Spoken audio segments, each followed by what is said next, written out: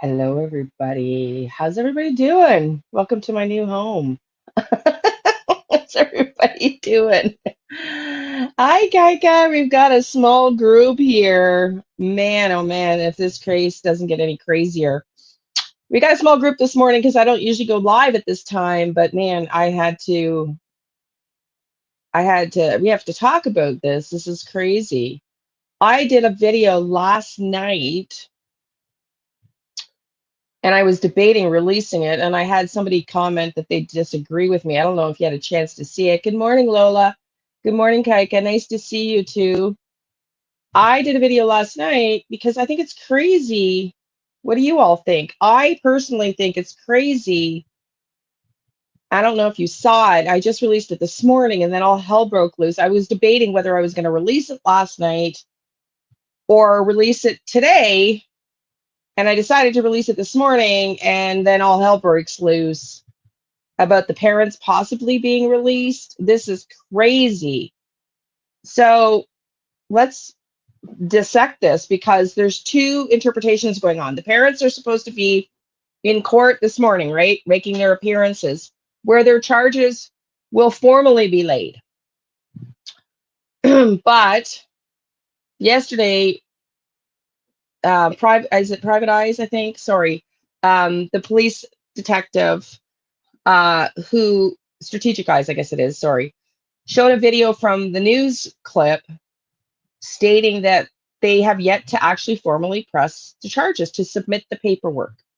And he was worried that maybe they skipped a process. Now we have Brian Etten coming out doing a video with somebody saying, no, it should be fine. So they are to be in court this morning at 8 a.m., which would be 11 a.m. East Coast time. So in an hour from now. And everybody is curious to see if they're going to actually drop the charges, try to get more evidence, and then recharge them, or are they going to just, why have they been waiting? You know, yesterday or the day before, we saw Jake taking them out to this field, which led to nothing, and nothing burger. Presumably, he's ready to plead guilty or try to make some sort of deal with them. Otherwise, why would they have him out there? So the whole thing is a little bit iffy right now. So welcome in if you're new and you're just watching. I'm going to do two lives today. I did the one, like I said, that was released this morning. So go check that out. It's just a little mini rant. And I posted, videos showing people trampling all over the property. And there's a video in particular, did y'all hear it? Where the woman is telling people that they were in the house or behind the house, trespassing on the property, and she saw bones. And she described seeing a collarbone or like a clavicle, an arm, like what the dang? Like, I don't know if it's an animal bone. Is it a human bone? We don't really know. Um, I know. Well, I don't. I'm hoping it's wrong. I'm hoping, Lola, it's wrong. But last night I just had this feeling like, oh, I don't feel good about this case right now. Like something is concerning me. Good morning, Sharon. Good morning, honey. Something is we don't have any mods in here yet. They're not used to be going live at this time.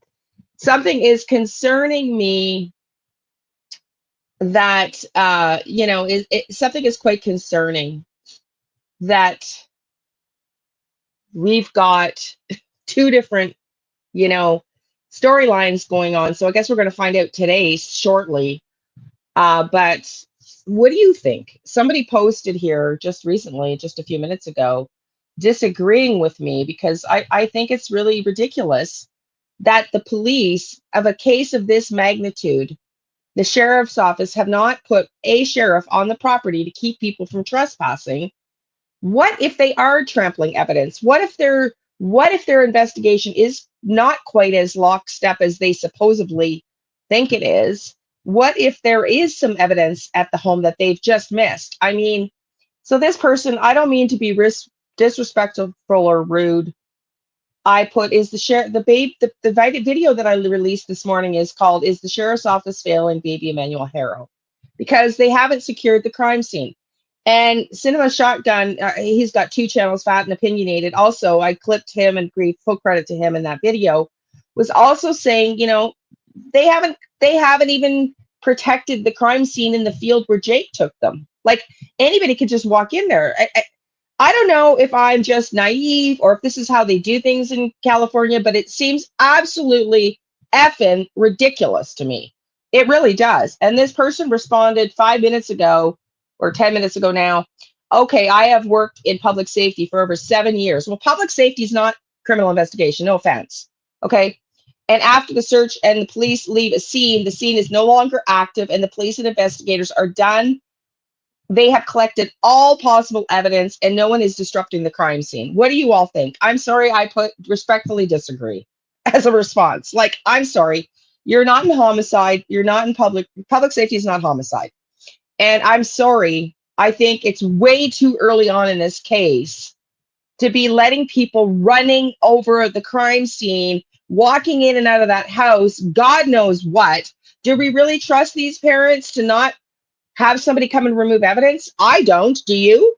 What do you all think? Do you think I'm overreacting? Do you think the police should be securing the crime scene? Because if they've effed up and they now let them out today and people are trampling over that property, that's a freaking problem. In my opinion, that's a friggin' problem. But let's first watch where this all came from, okay? I'm going to take you to we're going to watch where this all started. And, this gentleman is a homicide detector, a detective rather, and he showed this clip yesterday. We're going to look through it, and then we're going to share Brian Etton's version of it, and let's see which one proves to be true. Because I know Brian Etton's stuff. I don't know him personally. I've never had the pleasure of meeting him, but I love him dearly as a reporter. He seems like a completely genuine person, and he absolutely knows his stuff. And I don't think I know. Well, listen, Calm Kitty, they're not even just going to the crime scene. They were giving tours in the crime scene. Go check out the video that I just released if you haven't seen it after this. And I am going to maybe do a second live tonight. I'm not sure yet if we're going to do Sebastian or Jack and Lily. I really have not been able to keep up with either of them at this point. But anyways, they have lost their damn minds.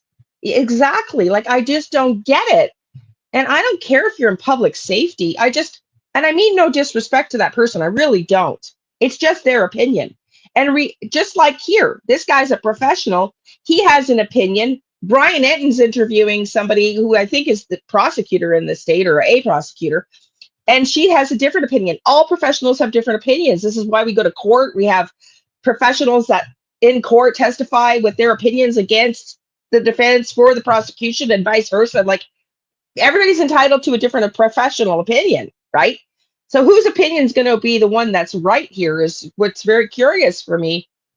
And I don't mean to be disrespectful to the person that thinks I'm over exaggerating, but it's like Jennifer Coffendorfer. Okay, I don't mean to, I liked her a lot as a person. I really do as a person, but I lost respect for her in the Karen Reed case because she's drank too much FBI Kool-Aid. Okay, she's drank too much FBI Kool-Aid that she couldn't separate herself from the fact that if you just looked at the facts in this case, there is no shadow of a doubt that the police were corrupt and pinned it on her and they didn't have the evidence, and the outcome is finally the justice, I believe, having followed the case in court and watched it, that she got the justice she finally deserved. Are police incapable of doing a full investigation? Heck yes. And anybody who doesn't think that there's, police making mistakes in the world is drank too much effing police Kool-Aid. I'm sorry. Okay. When you're I was a coach for business corporation teams, right? When you cannot look at your organization, and I was recruited by eXp Realty Canada to develop mentorship programs for realtors. And when you can't look at, and I've worked for Keller Williams International, big organizations in training and coaching and team collaboration and looking at trying to do better and build better systems and structures. And when you're so blindsided that you're drinking so much of the effing Kool-Aid, you can't properly step back and assess and go, okay, I'm part of the system, but this part of the system needs to be worked on, then you have no objective ability to be out speaking on the situation when you are drinking too much Kool-Aid, when you have blind razor vision, like this woman's response to me, like they've been arrested days ago. Days ago. We're not talking weeks, we're not talking months, days ago.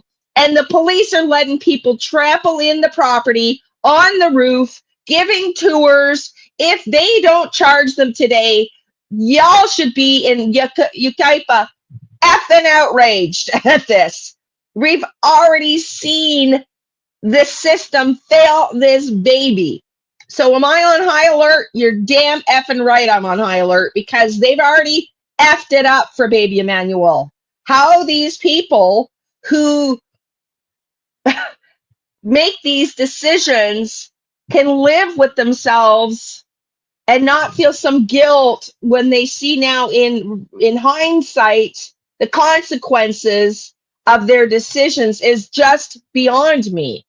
And I'm not trying to lay, I think there's more than one person here responsible for the failing system that's effed up Emmanuel baby HARO. But he needs justice, and he needs it swiftly. And people walking all over the effing crime scene is a disaster, in my opinion. But let's listen to this. Let's listen to this, because this is where this all came from yesterday about them possibly not being charged this morning. Listen to this. I'm going to drop a different show, totally off topic, and then I started seeing the internet buzzing that there's allegations that if they don't find the body, that they're going to drop the charges against the parents, Rebecca and Jake HARO. Now, what I wanted to do is I'm going to come on and we're going to get ourselves up to speed, and we're going to explain to you what's going to happen tomorrow. And I have to be honest with you. I wanted to come on here and say, yo, guys, of course they're going to press charges on them. But I really reevaluated some of the statements that the county attorney was making, and it's problematic. And if they end up not pressing charges, then I'm going to tell you that you got a big problem with the judgment of your law enforcement agencies down in that part of Southern California. And I'm going to explain to you why this is very problematic and irregular, because just because you can do something doesn't mean that you do it. And it's going to make a whole lot of sense when we start talking about this. So if you're ready to have a real conversation with a detective and know truly how this works in the background, you're going to stay tuned for this one. You're going to ride this wave with me, because I'm going to walk you through how this is supposed to work and where I see that there might be a breakdown in the communication between two different agencies that are supposed to work in synergy and work as one. So let's get started. I want to bring us up to speed. First, we're going to see this first reporting where it's going to talk about the mother and how she's staying on script. We know for a fact that Rebecca's staying on script, and she's smart, because the police don't have a body, which makes a case very difficult. Not impossible. They can certainly prosecute this case without a body, but it makes it very difficult. She's on script. We're going to see what she's talking. We'll go to another video. Then we're going to play this infamous video where they're saying that they may drop the charges, and we're going to talk about it. Let's do it. Continues for the remains of 7-month-old Emmanuel Otto. His parents remain in jail, arrested for his murder this week, and his father here in the red jumpsuit was seen out. Hold on. How could I? You know we got to be civilized when we're on True Crime and Strategic. First of all, before we jump into this, thank you for joining me tonight, guys. This is a late night live. Gave you guys almost no notification. We got a lot of people who's watching us so far. I just want to say thank you for joining me. Hit the like button if you don't mind. All right, let's keep going. With investigators, NBC4's Carmen Dickinson live near the family's home in Cabazon with an update now on the search. Carmen? Hi there behind me. You can see how the community has really responded to this news that little baby is now presumed dead. He has not yet been found. But in just the last week, the memorial, the outpouring of support for him has really just grown exponentially, with so many people in the community asking that one central question: where is baby Emmanuel? The search for now presumed dead baby Emmanuel HARO spans across county lines. This weekend, authorities searched for him along the 60 freeway in Marina. Real quick, I've got pictures, and you guys probably have those pictures, so I'm not trying to pretend like I have something exclusive. But I just have pictures that show this beautiful boy when he was very young, and he was so vibrant, so filled with life and joy. It's We're going to talk about this in a separate video that we're working on right now, but it's almost impossible to believe that he could go from the way he looked when he was first born in his first few months of life, like any other baby out there, to stripped of joy, stripped of energy. I mean, his case is just is heartbreaking. Every picture of that baby looks like he looks afraid, or just it's just sad. It's stripped of life, stripped of everything in the pictures that we have in the last few waning days and weeks of his life. That boy was abused. That's all I got to say about that, but let's get back on topic. Valley, accompanied by cadaver dogs, and in a bright orange jumpsuit, Jake HARO, the baby's father. Experience when somebody is being let out and being escorted to a particular area to look for a body who has been unaccounted for and they believe is a victim of a murder, that tells me that the person is sharing enough information. It has been 11 days since Emmanuel HARO's Hello, Krista. Welcome in, my dear. He's cooperating, or else he would not have been removed from jail. Thank you for being here, Krista, sweetie. Thank you. To go to the crime scene, the alleged crime scene or dumping site. Maybe not, well, it is an extension of the crime scene. But they didn't find anything. They didn't find anything. Like, we don't know Jake. We don't know if he's a psychopath, sociopath, narcissist. We don't know if he's a pathological liar. We don't know nothing about this guy. Yes. We're all discovering this stuff together, so we don't know what his motivation was. Yes, it's going to be 8 a.m. So it's going to be, it's 11 a.m. Thank you, honey. I appreciate you being here. Say thanks to Krista Armad. I'm not usually live at this time of day. So yeah, they're going to be, good morning, Marie Curie. They are going to go to court. It's in 40 minutes from now. So Strategic Eyes, we're looking at this interview where they had yesterday not yet filed charges. He's concerned that they may not have enough evidence.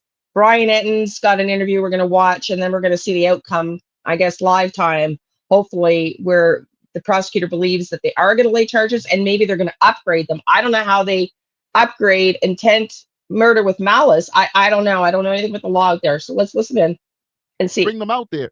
That's why I said, let's slow it down and be cautious. We don't know. What we do know is Jake went out there and they found nothing. And police went back out there today searching and they still found nothing. So, what do we got? Nothing so far, but let's keep going. Say he was kidnapped from the Big Five store in Yucaipa.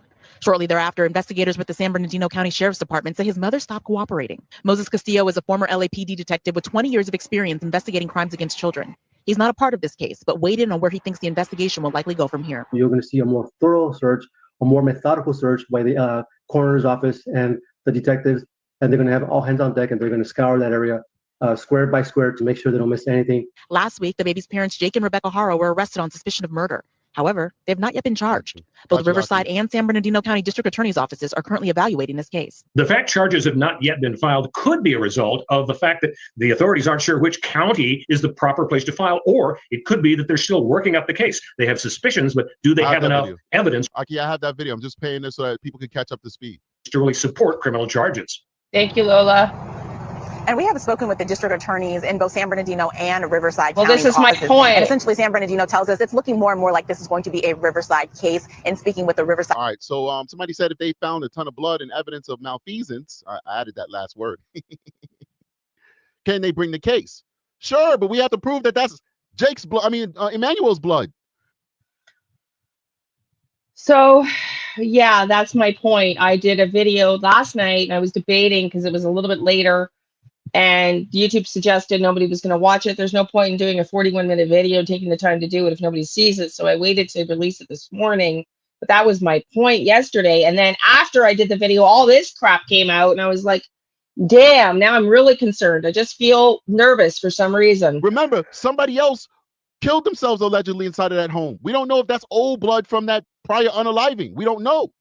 It has to be tested forensically. We have no idea. And guess what? That stuff was taken, a few days ago. It takes more than a few days to get forensics done, to get DNA testing done. Not only that, but you need to get a control sample from the parents. You got to get a search warrant for that. I don't know. Maybe they executed a search warrant on parents and took their DNA so that they could be able to see if the DNA that they found belongs to Emmanuel. But you got to do that. There's a lot of steps to this. Then you got to test the DNA samples. I mean, the husband's, the father, his sample's probably already in the system because he's a felon. Well, this is it. Whatever they found at that property, they wouldn't have collected the results from the DNA back yet. So, you know, if they found the baby's clothes and they weren't washed, I don't really know. I'm not an expert on DNA collection. I hope that they were able to match if they, but they will be able to. But he's right. They probably won't have the results back yet. So Hence the question, are they going to release these people today? If California even does that, like we do that in New York, I don't know if California takes DNA samples of their felons. This is a very progressive state. They might feel that that's degrading and unlawful and against somebody's civil rights or something to do that to a felon. I have no idea. What I do know, progressive is right. Unfortunately, a little too progressive, just my opinion. Is if they don't have his DNA on file, they have to get a search warrant for his DNA. Then they have to take that DNA that they get from the search warrant to the lab, create a DNA profile. They have to create a DNA profile for the mother as well. Then they have to test the blood that they have. If they can get DNA out of it, who knows how old that blood is?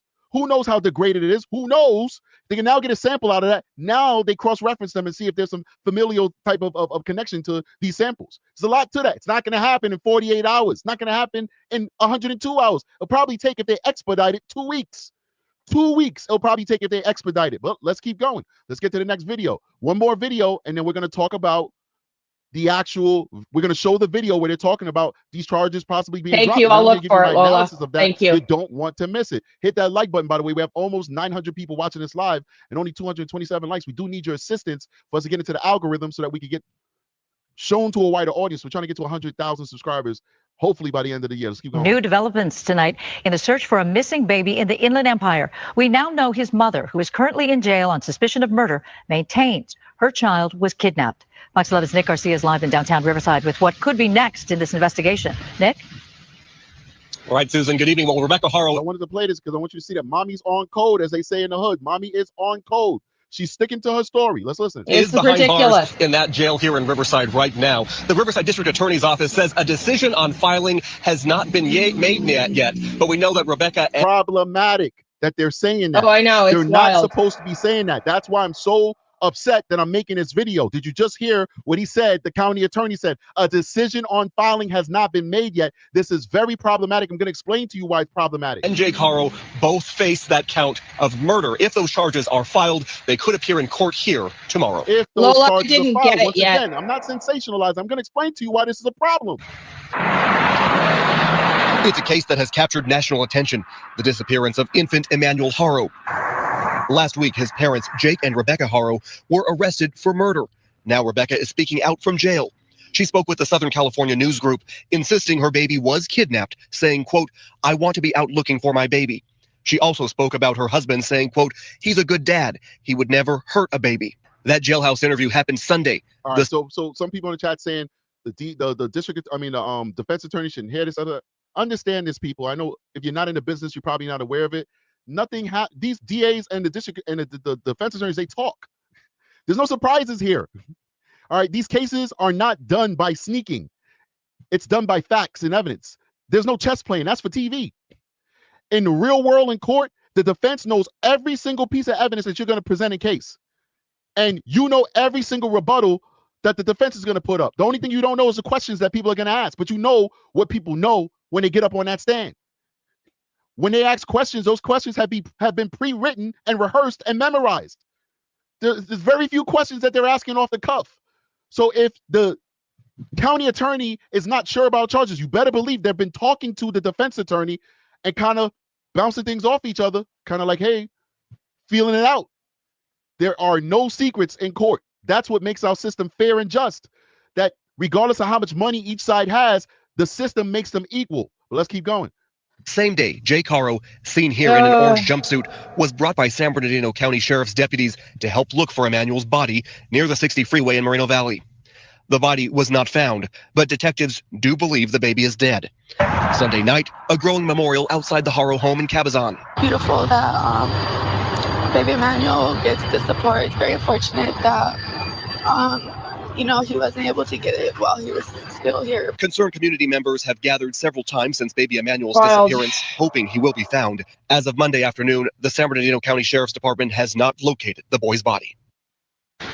Certainly the question on everyone's mind, where is baby Emmanuel? Again, if those charges are filed, we're keeping a close eye on it. If they're filed, they do expect to see them appear in court here in Riverside tomorrow. In the meantime, though, both Jake and Rebecca HARO are being held without bail. Live in downtown Riverside, I'm Nick Garcia, Fox 11 News. All right. I hate the way they're talking about if if is a terrible thing. This is the last video that's going to talk about them possibly dropping the charges, and then we're going to get into this analysis. Once again, we have over 1,000 people, 1,100 people watching the show right now, actually close to 1,200, only 300 likes. Please hit that like button. We're asking because it's the only way our channel will grow. Don't let me be your dirty little secret. Share me with the world. Hit the like button so that we can reach a wider audience. We do appreciate you. Let's keep going. Still no sign of baby Emmanuel. His parents sit in jail accused of murdering the 7-month-old boy. But as KCAL's Joy Benedict reports, the remains, if they're not found soon, his parents may be released. Wow. Another day of heartache in this Capizon community as strangers dropped off flowers and stuffed animals outside the home of Emmanuel HARO. The 7-month-old boy first reported kidnapped by his mother and now believed to be dead. I feel like this is a huge tragedy, and I feel like that baby was failed. Emmanuel's parents, Jake and Rebecca HARO, were both arrested at their home on Friday for murder. This after 8 days of searching for the infant. On Sunday, the search continued. The child's father, dressed in a jail uniform, joined law enforcement along the 60 freeway near Beaumont, searching for something. Deputies say they were looking for a body, but none was found. It's kind of hard when neither one of them is speaking out. Hopefully that gives them some leads and stuff like that, and they find the baby. But as the search for Emmanuel continues, the clock on keeping the HAROs behind bars is ticking. From what's been released publicly, it doesn't look to me like the DA has enough to file by tomorrow. Steve Meister is a criminal defense attorney. This is very, very problematic. Real quick, somebody asked me, would the charges be dropped without prejudice? No, that doesn't work that way. Not at this stage. It would never be dropped without prejudice. But we're going to talk about that. And big shout out to Leslie with 399 super sticker. Appreciate you. Let's keep going. And that was Tory Bannister with that question. All right, let's keep going. Attorney and former prosecutor. They have something and they could be right, but they probably don't have enough yet. He says the parents are likely being looked at. Rebecca first called 911 on the 14th, saying she was attacked and her son taken from their car at this sporting goods store parking lot. Jake HARO is currently on probation for This is bad. This is bad. This is bad. The more I think about it, this is horrible. This is terrible.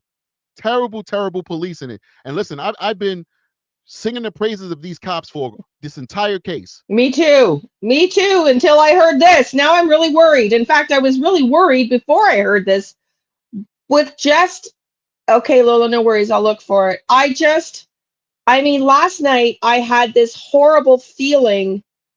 Joni, I don't get that. I don't get that energy. It doesn't mean I'm not wrong. I don't get that, but I mean, I haven't really looked into that option, to be honest with you. I haven't had time. But oh my God. Listen, I think I did a reading on that. I think he's shooting from the hip. I think he wanted a deal, and he either knew they weren't going to find him there, and that it's plausible that the police could say, well, maybe he was there, but an animal took him away. I don't know, but I think he's just trying to set his own defense up, is what I'm thinking, is what is going down here. But so we've got different opinions. If you're just coming in, we've got strategic eyes. After the video I did last night, and I decided to release it this morning at 8:45. Go watch it when you're done here. I'm going to do another live later today. I think it'll be either Jack and Lily or Sebastian. I'm not sure yet. But I seriously am concerned. I just had this feeling watching everybody trampling over the home. I just had this feeling that I just had this bad feeling. And then literally an hour after I upload it to be launched this morning, I see this video, and I'm just like, now I'm really nervous. But the fact that I'm hearing this right now, this is like amateur night. Let's keep going. We're going to get into this. Child abuse case involving another child by an ex-wife. Meister says that conviction may allow law enforcement to keep him in custody longer, but he appears to be cooperating. What we do know is that Mr. HARO is in custody, and they can't force him to go out and look for a body. No, they can't. He's only going to get to that field one way. He's cooperating. Yeah, so this muddy... Joni, nothing would surprise me with these people. This case is as crazy as it gets. So, yeah. I know, exactly. This is what I said yesterday. I'm like, y'all, I think Rebecca, I'm hoping and praying my reading is right, and she gets real and sees, that he's going to turn on her, and he's going to pin it on her. And if they don't drop these charges, she better start talking. She better start talking. He did a little bit, because if he's cooperating, then he must have gave a statement that either he or his wife killed the baby and the baby was disposed of. Yes, Joni, I see that. We'll talk about that later. But there's still a big problem with this case. Whether they charge them tomorrow or not, there's a humongous problem. Before we continue, Mindful gave me a $20 super chat, says victory. I appreciate you. Let's keep going. Volunteering to do it. And even if both parents are released with no charges filed, Meister says this case and the search for this little boy are both far from over. That doesn't mean anything. It just means that a murder investigation goes forward. No. That's where he's wrong. It means something. I'm going to tell you what it means. Respect this guy, but I'm going to tell you what it means. Of course, it means that the case is not over, but I'm going to tell you what it means. It can take a long time. It can take forever. There's no statute of limitations on murder. The Riverside County District Attorney's Office tells me they received the case from the San Bernardino County Sheriff's Department today, and they are reviewing It's not supposed to work that way. it to decide whether to file charges. Any charges must be filed by tomorrow morning, or the HAROs will be released. Oh my God. No! I'm going to be so livid. I know. Well, thank you, Lola. Thank you, honey. I'll look at it in a second. I don't know, y'all. Let's hope and pray that this reporting is wrong and Brian Enton's reporting, which we're going to look at shortly, is right. From Riverside, I'm Joy Benedict, K-Count. All right, so let's talk about this, man. I need you guys to understand what I'm saying. I know I've been teasing at it for a little bit, but I wanted you guys to get the background on this case. I wanted you guys to understand that Rebecca's sticking to her story. I want you to understand that they presume that baby HARO is dead, and I want you to understand that the father is possibly is definitely cooperating. Once again, they would not remove him from the jail. Oh, I know. Yeah, So I know, everybody. I know. First, I got to qualify myself for the people who are just coming in. What gives me the ability to talk about this case in this manner is that I'm an active duty detective, not a retired detective, which would still qualify me. All those retired detectives who are on YouTube, they're qualified. They did this for decades, and now they're retired. But I'm an active duty detective. I am carrying a caseload right now at this moment. This is what I do in my free time. Not only that, but I work a very prestigious job with a prestigious agency, and I handle very big cases. Everybody in my office handles big cases, so I'm not talking big on myself. I'm one of many very professional and well-trained people. Now, what it appears that they did in San Bernardino is that they made the arrest without consulting the county attorney. You're not supposed to make unilateral arrests when you're dealing with A1 felonies. When you're dealing with rape in the first, when you're dealing with homicide, you're supposed to consult with the county attorney. You're supposed to present to them before you even do anything else. Like, hey, this is what I got. What do you feel about it? Why? Because every single court in America has a timetable. You can't just lock people up and leave them in county jail without arraigning them. Most places in America, you got like 5 days to arraign somebody unless they're sick or ill and they're in a hospital, and they're like understandable things that the court can look at and say, okay, that's why there's a delay on this arraignment. These people have been jailed. That's why the deadline is Tuesday. Any longer than that is an unlawful imprisonment. You're violating their constitutional rights. You're basically kidnapping them. These folks are in jail without official charges. They got arrest charges. Arrest charges mean nothing. Arraignment charges mean anything. I could arrest any one of you watching this channel right now and charge you with stealing a ham sandwich. And then the DA could look at my case and say, this is not a stolen ham sandwich. This is a murder, and charge you with a murder. You know how many times? It doesn't happen that often because I know how to do my charges, but it certainly happens where we charge people with something and maybe we charge them too low and the DA charges them higher, or we charge them too high and the DA says, you know what, we're going to charge them a little lower. It doesn't even matter, because what matters is what you're arraigned on. What matters is what you are arraigned on or what you're indicted on by grand jury. So you can make those charges go up and down at this point. Right now, they could just defer prosecution, which is if they choose not to charge them tomorrow, they're deferring prosecution. It just means, listen, we're letting you know, defense, that we're letting them go right now, but we might arrest them later. This is not supposed to happen. It looks like, whether it's public pressure, whether it's like grandstanding on the sheriff's part, I'm going to tell you what might have happened. What might have happened is the sheriff, his folks, his detectives, their supervisors probably did go to the county attorney. And they said, listen, this is all we got, but we got to get these guys off the street because everybody knows, allegedly, that Jake and Rebecca did something to that baby. And the county attorney, and I know this, man, because I work with these people, not California people, but the New York variants. These are very learned individuals. We're learning too. We know our jobs, but they know their job, and they take their job very seriously. And they don't like to do prosecutions unless they have all the evidence that they have that makes them feel comfortable. We work our cases till we feel comfortable that we have probable cause to make arrests. Well, guess what? Probable cause is a lower standard than a conviction.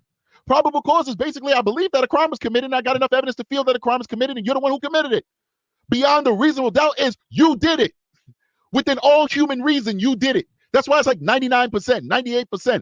We're leaving that tiny 0.9, 0.1, or 0.2, whatever, for human error, because we're human beings. We're not gods. But it's within human reason.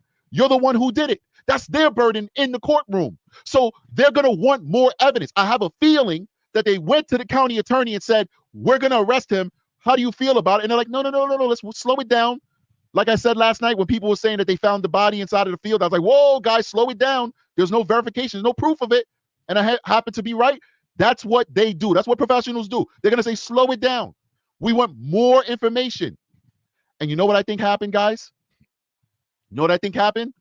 I think they said, yo, F them. Screw them.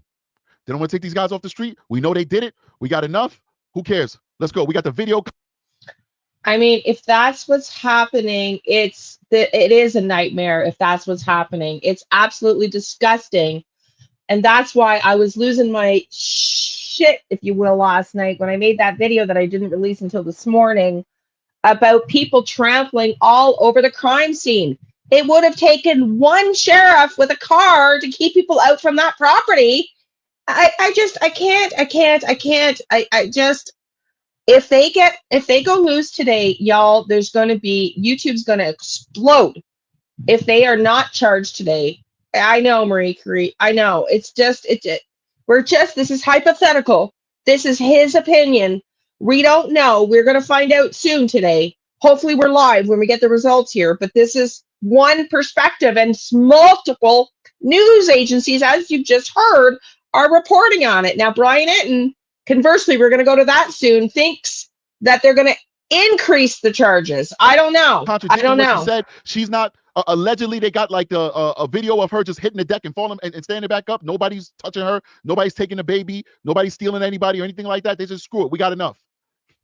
And now these are leaks. If you think these aren't leaks coming from the county attorney's office, you're crazy. These are leaks that are coming from the county attorney's office to soften the blow, I believe. There's a possibility. Yes, there's a possibility they may decide to not charge them.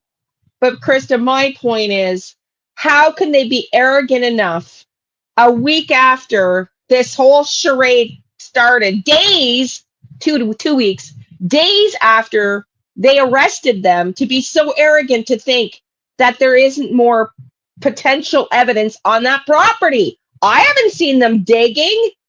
I haven't seen them pulling a backhoe in and digging holes. You know, their lawyer said they put holes in the property. We saw video. They didn't dig anything out from that property. Nothing. Bull crap. They did nothing of the sort. But he did say, I'm surprised they are charging them right now. Right? So I know, Kitty. I know. So I I'm so ticked off. If this happens, I'm going to be so beyond. Well, Joni, they were not back searching yesterday. We have video of that too. They did not go back searching. They didn't secure the crime scene, and they did not go back to where Jake HARO took them. They went for one day, spent several hours there, left, and didn't secure the crimes, that location either. So what the TF, man? What the TF? And I don't even know if I believe that to be a legitimate. Like, do you think these two idiots pulled over on the side of the road with a dead baby in a highway where there's thousands of vehicles per hour probably going by, and dumped a baby off a visible location like that? I find that story hard to believe. Although they're dumb, I don't know if they're that dumb. I don't know, because somebody would have seen that car. Look at all of the people in their stories now. Their stories about going to, that Big Five, and we have video proving that wrong. Stories of people coming out saying that they were trying to get their stroller in the back of the car. Welcome in, Veronica. In the back of a car, in their truck, through the drive-through to wash the stroller out. We've got people substantiating they saw Rebecca putting clothes in the dumpster. We've got people substantiating everything. And not one freaking person saw these two idiots beside a massive highway dumping a body. I don't know. I don't know if I buy this story that this is where Jake is, or Emmanuel rather is. I don't know if I believe Jake HARO's story. That's just my thought. And so if these people have been trampling over there and these charges are dropped today, I'm personally going to be effing livid. I'm going to be freaking livid. Now, does that mean that these folks are off the hook? No, certainly not. But it means I know. That the San Bernardino Sheriff's Department failed you. They failed us all, but they failed especially you folks Welcome in Southern California who are under their jurisdiction because they directly protect you.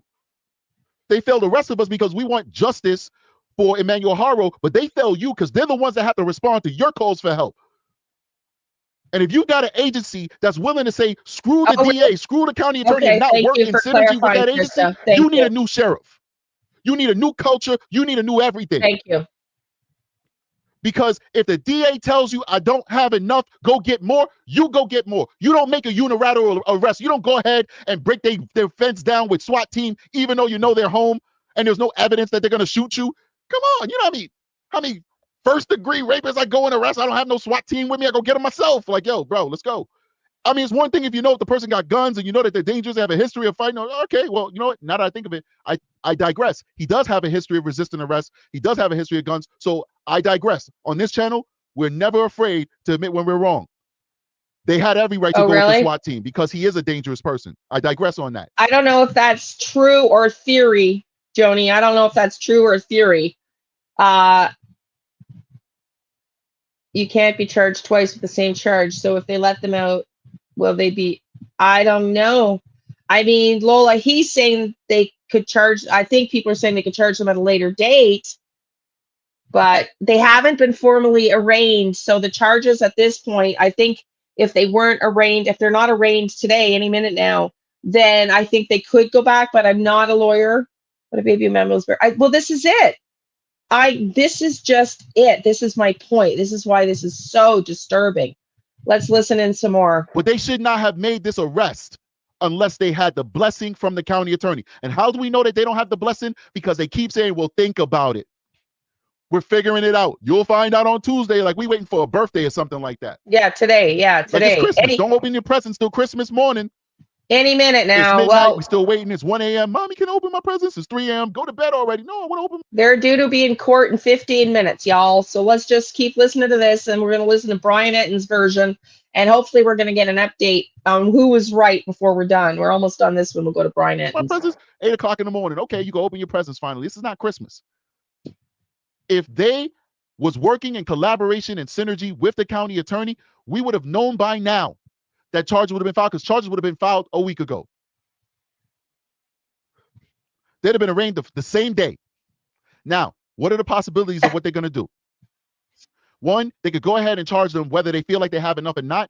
Continue the investigation while the case is ongoing. It takes 1 year to 2 years for a homicide case to go to trial. They have all that time to find a body. They have all that time to work out a plea deal. They have all that time for one lover to flip against another lover, like it looks like Jake is already doing. Yeah. And pin it on somebody. They have a lot of time to do it, but it's dangerous because once again, the clock is ticking. And if the defense feels like they're reaching for straws, the defense is going to demand speedy trial. And if they demand a speedy trial, this case has to go to trial in a couple of months. And if they can't figure it out in a couple of months, guess what? They got to drop the charges. Yeah, so this is what he's saying. They haven't formally, this is what the point of the whole stream is. They haven't formally arraigned them. And that's when the charges are formal. That's what's due to happen or not happen in 15 minutes. So that's the whole, we're waiting with bated breath to see. So if they don't charge them this morning, do they have enough evidence to go back later and recharge them? We're about to find out. The second option is they could do a deferred prosecution. And what that basically means, what I started out by telling you, is that they basically say, hey, listen, we're going to let you go for now. Hey, Rhonda. You know that we're coming for you. We're still doing our investigation. There's still a chance, because nothing's written in stone, that we're going to charge you later. But for now, we're going to let you go and basically, like, what do you call it? I'm not going to say dismiss because there's nothing to dismiss, but void your arrest. That's actually the technical term. We're going to void your arrest. It's a deferred prosecution, and that's it. And of course, there's the last option where they say, we're letting you go and never charging you, which they're not going to do. There's also the option that Jake is cooperating, which we observed to a certain extent. We don't know the extent of his cooperation, but Jake is cooperating, and they decide to pin it on the wife. The only last rumor that I heard, I was watching Down a Rabbit Hole. Big shout out to her. And she did an interview with this local young lady who's been posting a lot about. I showed that video this morning. So if you didn't see the one that I premiered and released this morning at 8:45 that I did last night, I created it last night about everybody trampling all over the property. And then she interviewed somebody that says, well, the police think they have a rock solid case. They think it's rock solid. And now I posted this yesterday, and now we hear this just an hour or two after I posted that to go live this, after I created the video just to go live this morning. So there is no time charge for someone for according to the law, there is no time to charge someone for murder. Is that, but somebody did this on purpose. They deliberately went into compromises. Somebody's helping. Well, it could be. This is the whole point. How could we trust these people? This is why I think it's irresponsible. I don't care what the law is there. I think it's absolutely irresponsible of the police this soon into it to be letting people trample all over the property. That's just most of her my stuff is spot opinion. on. Some of it, you be the judge for yourself. Beyond the Rabbit Hole is really good, but I'm talking about her guest right now. And she said, this lady who's local says that she has a lot of friends who is behind the scenes and law enforcement, etc. And that, hey, I want to say thank you to Krista for being here. We have lots of mods. Normally they're all here, but we were streaming earlier this morning. If anybody wants to be a mod, let me know, because I have mods that are on multiple channels, and I don't love that. Not that I don't love my mods, but because if they're a mod somewhere else, I can't rely on them to show up here. So let me know if you're interested in being a mod, and I'll make you a mod now while we're live here. Let me know. they're saying that they have a rock solid case. I don't know how much of that to believe. Says Lola. Okay. What's let me the go rock in. solid case? She didn't go into details, of Can course, but she you, said they got a rock solid case. Hang on, I got your So if email. that's I'll the go see case, if I can add then you. that must mean that come Tuesday they're going to charge them if they got a rock solid case. Let me go see if I can add you, honey. Can you send me?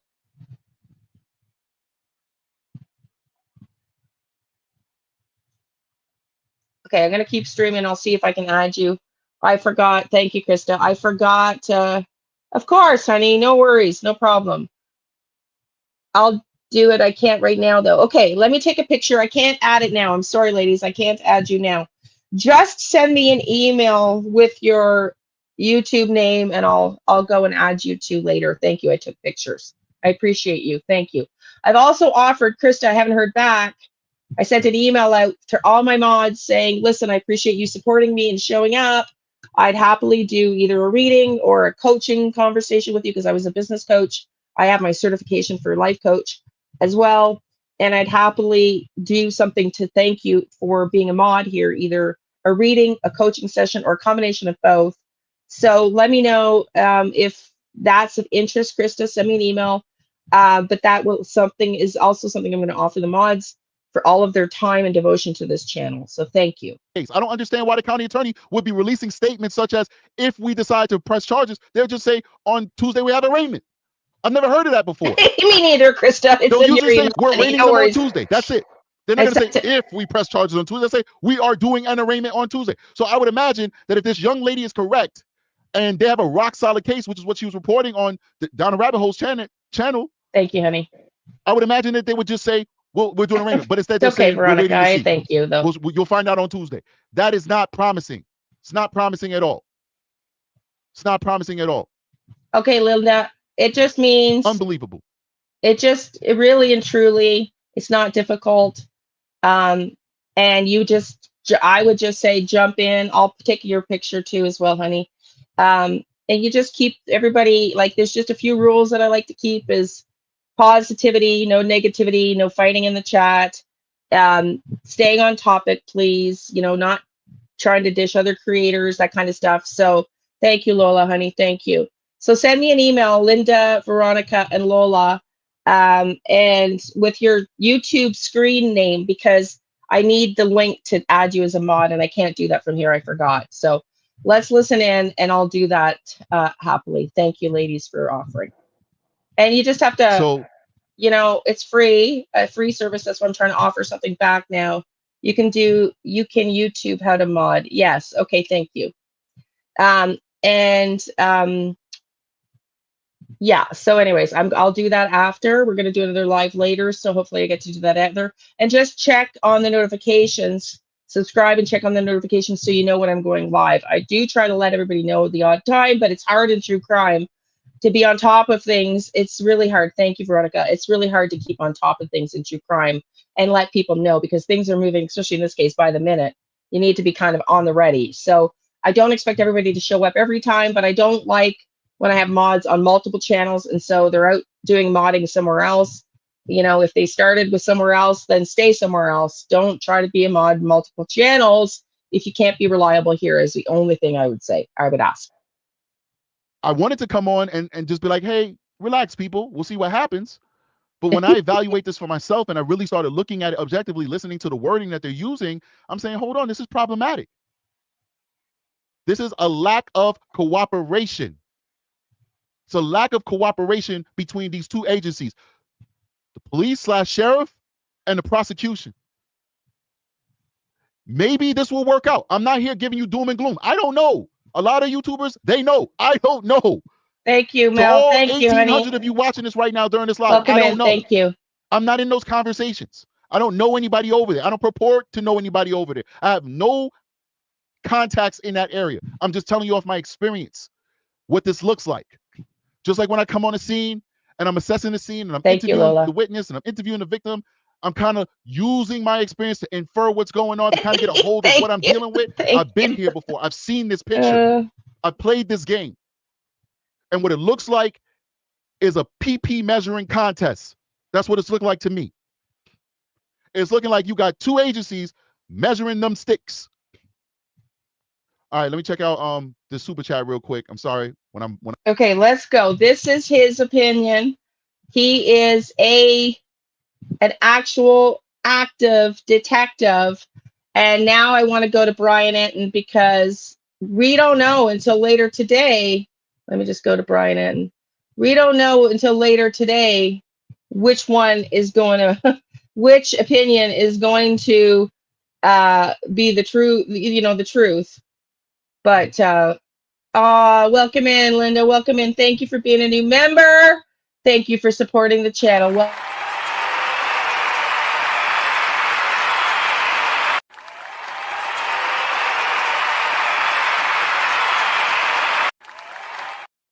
We appreciate you. Thank you.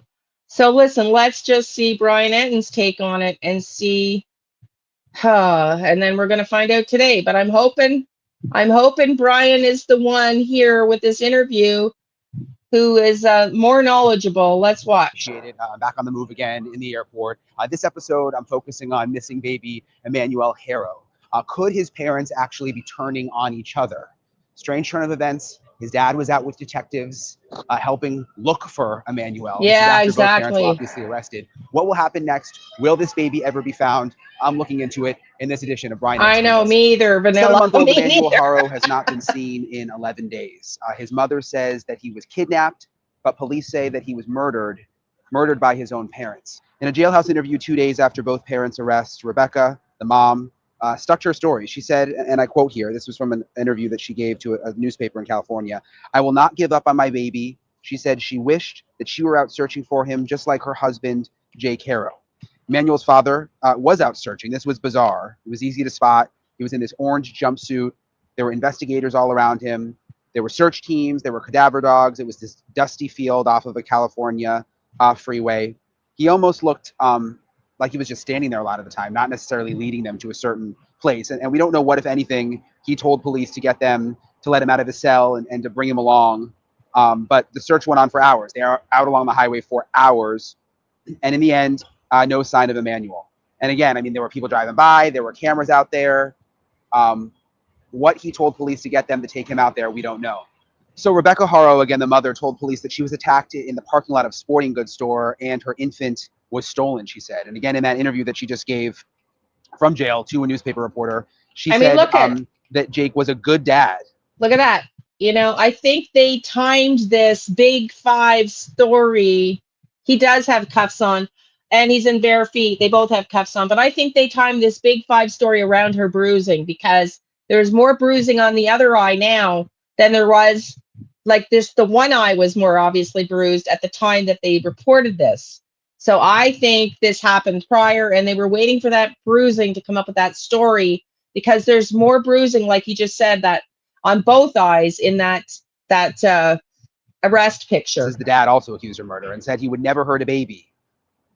Though he was convicted in 2023 of an act of willful child cruelty 5 years earlier. The victim in that case was even younger than Emmanuel, just 10 weeks old, suffered permanent brain damage. And Jake and Rebecca also have a 2-year-old daughter who is now in the care of Child Protective Services. The turn of events over the last 36 hours really bizarre. Obviously, the dad out there searching, the mom talking to the reporter, new questions about whether the parents could be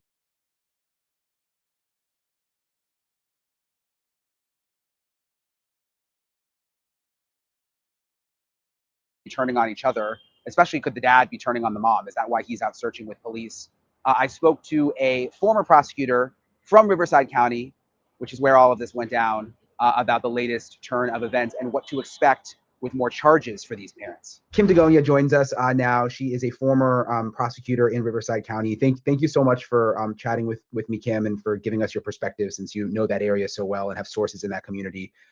First of all, I want to get your reaction to baby Emmanuel's father. We all saw this video over the weekend when he was out there in his orange jail jumpsuit with detectives on the side of the road. Thank you, apparently Linda.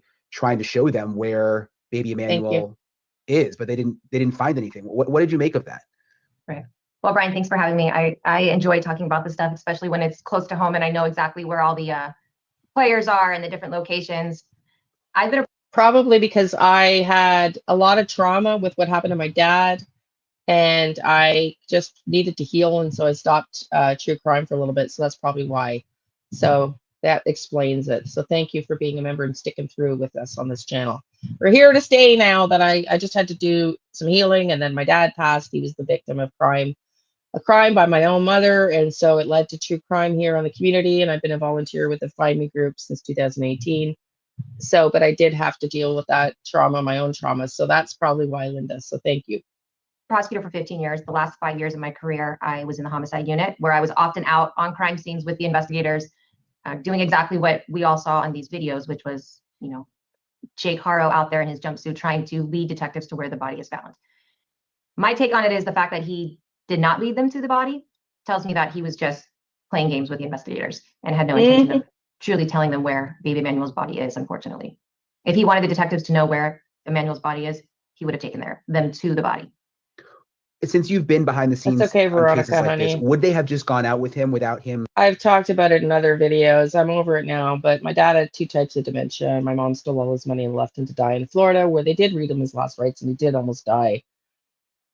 And it's a story, but I'm over it now. But it was very traumatic because he didn't get justice. And so anybody that doesn't get, hey, sweetie pie, thank you. Welcome in, Donna. No, I know. And we're normally earlier. Or later rather in the day. So thank you. Welcome in to Donna. Also Maud. Yeah, so they can keep the dad because he's on probation for the first occurrence. Yes, I hope so. I hope. But let's listen to this interview because I agree, and that's what the reading said, that he is farting around with them when he took them to that location. And, she agrees. Saying, like, this is the spot and I'm going to show you, or would they have sort of just gone out like, yeah, let's walk around? I mean, how does it sort of go down behind the scenes? Behind the scenes, you take them back to the station, you start to interview, you give the suspect all the information you have. And I've seen investigators just offer, like, okay, well, if you said that you dumped the body, would you mind showing me where you dumped the body?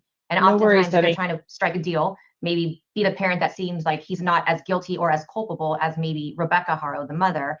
Maybe he's trying to ingratiate himself with the investigation and take investigators up on the offer, or he could have offered himself and said, I'll take you right to where Emmanuel's body is, where we dumped him, or where Rebecca told me we dumped him, or she dumped him. There could be a litany of different scenarios that went down behind closed doors, but what essentially came down to, they were interviewing him, they being the detectives, and as a result of that interview, he offered to go out to this alleged crime scene and show them where he believed Emmanuel's body was. And I hate to even say this because we're talking about a little baby, but it crossed my mind just the way that the landscape looked. Is there any chance that like animals got there or something and that he did show them the spot where the body was and it's just no longer there? I know, honey. Is it possible? Yes. Is it likely and reasonable? Probably not, because from my understanding, what I've been reading is that they had the cadaver dogs out there. So if the dead body had been there, you would expect that the dogs would have reacted to the scent of the. That's what I'm thinking. So, it's possible. We're going to keep watching Brian Etten here. For those that are just coming in, They're due to be in court now. If you're just reaching us now and you didn't hear what we played in the last hour, I did a video this morning that I released at 8:45. I did the video. I created it last night, and it was done at about 8:30ish, I guess. And YouTube always suggests what time to release videos based on my viewers, and I wasn't going to release a video at 8:30 that was suggesting that you guys wouldn't see it. There's no point in creating a video and taking the hour and a half to do it and not have anybody watch it.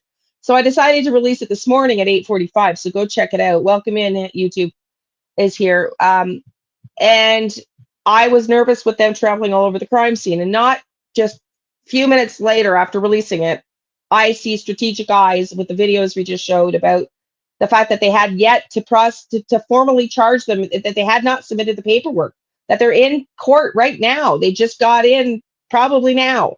I don't think it's being televised. I looked for it to be televised, and I don't believe it's being televised. But that we're going to hear, hopefully, people will be there reporting on it. And I just don't understand truly why they're allowing people all over the crime scene if they don't have a rock solid case. So we've got police off the cuff who showed videos saying they think that they might drop the case. And now we have Brian Netton we're listening to, who she's hoping that they increase the charges. Let's hope she's the one that's right. And they did not, from my understanding. So that tells me maybe the body wasn't where Jake is saying it is. So even if the body had been there and was gone, the cadaver dogs probably still would have picked up on something. You would have expected the dogs to still pick up on the scent, from my experience. I agree. And that's what do you think his motivation was for going? Probably why they didn't go back today. Maybe why they didn't secure the crime scene. But why they haven't secured the crime scene of the home is a whole other conversation. Going out there. Do you think, can they make any promises to him? Would it have impacted charges or something like that? So the investigators cannot make promises okay, thank you. regarding charges or reducing charges or a plea deal. That lies solely with the... Because the video I shared this morning has the woman saying that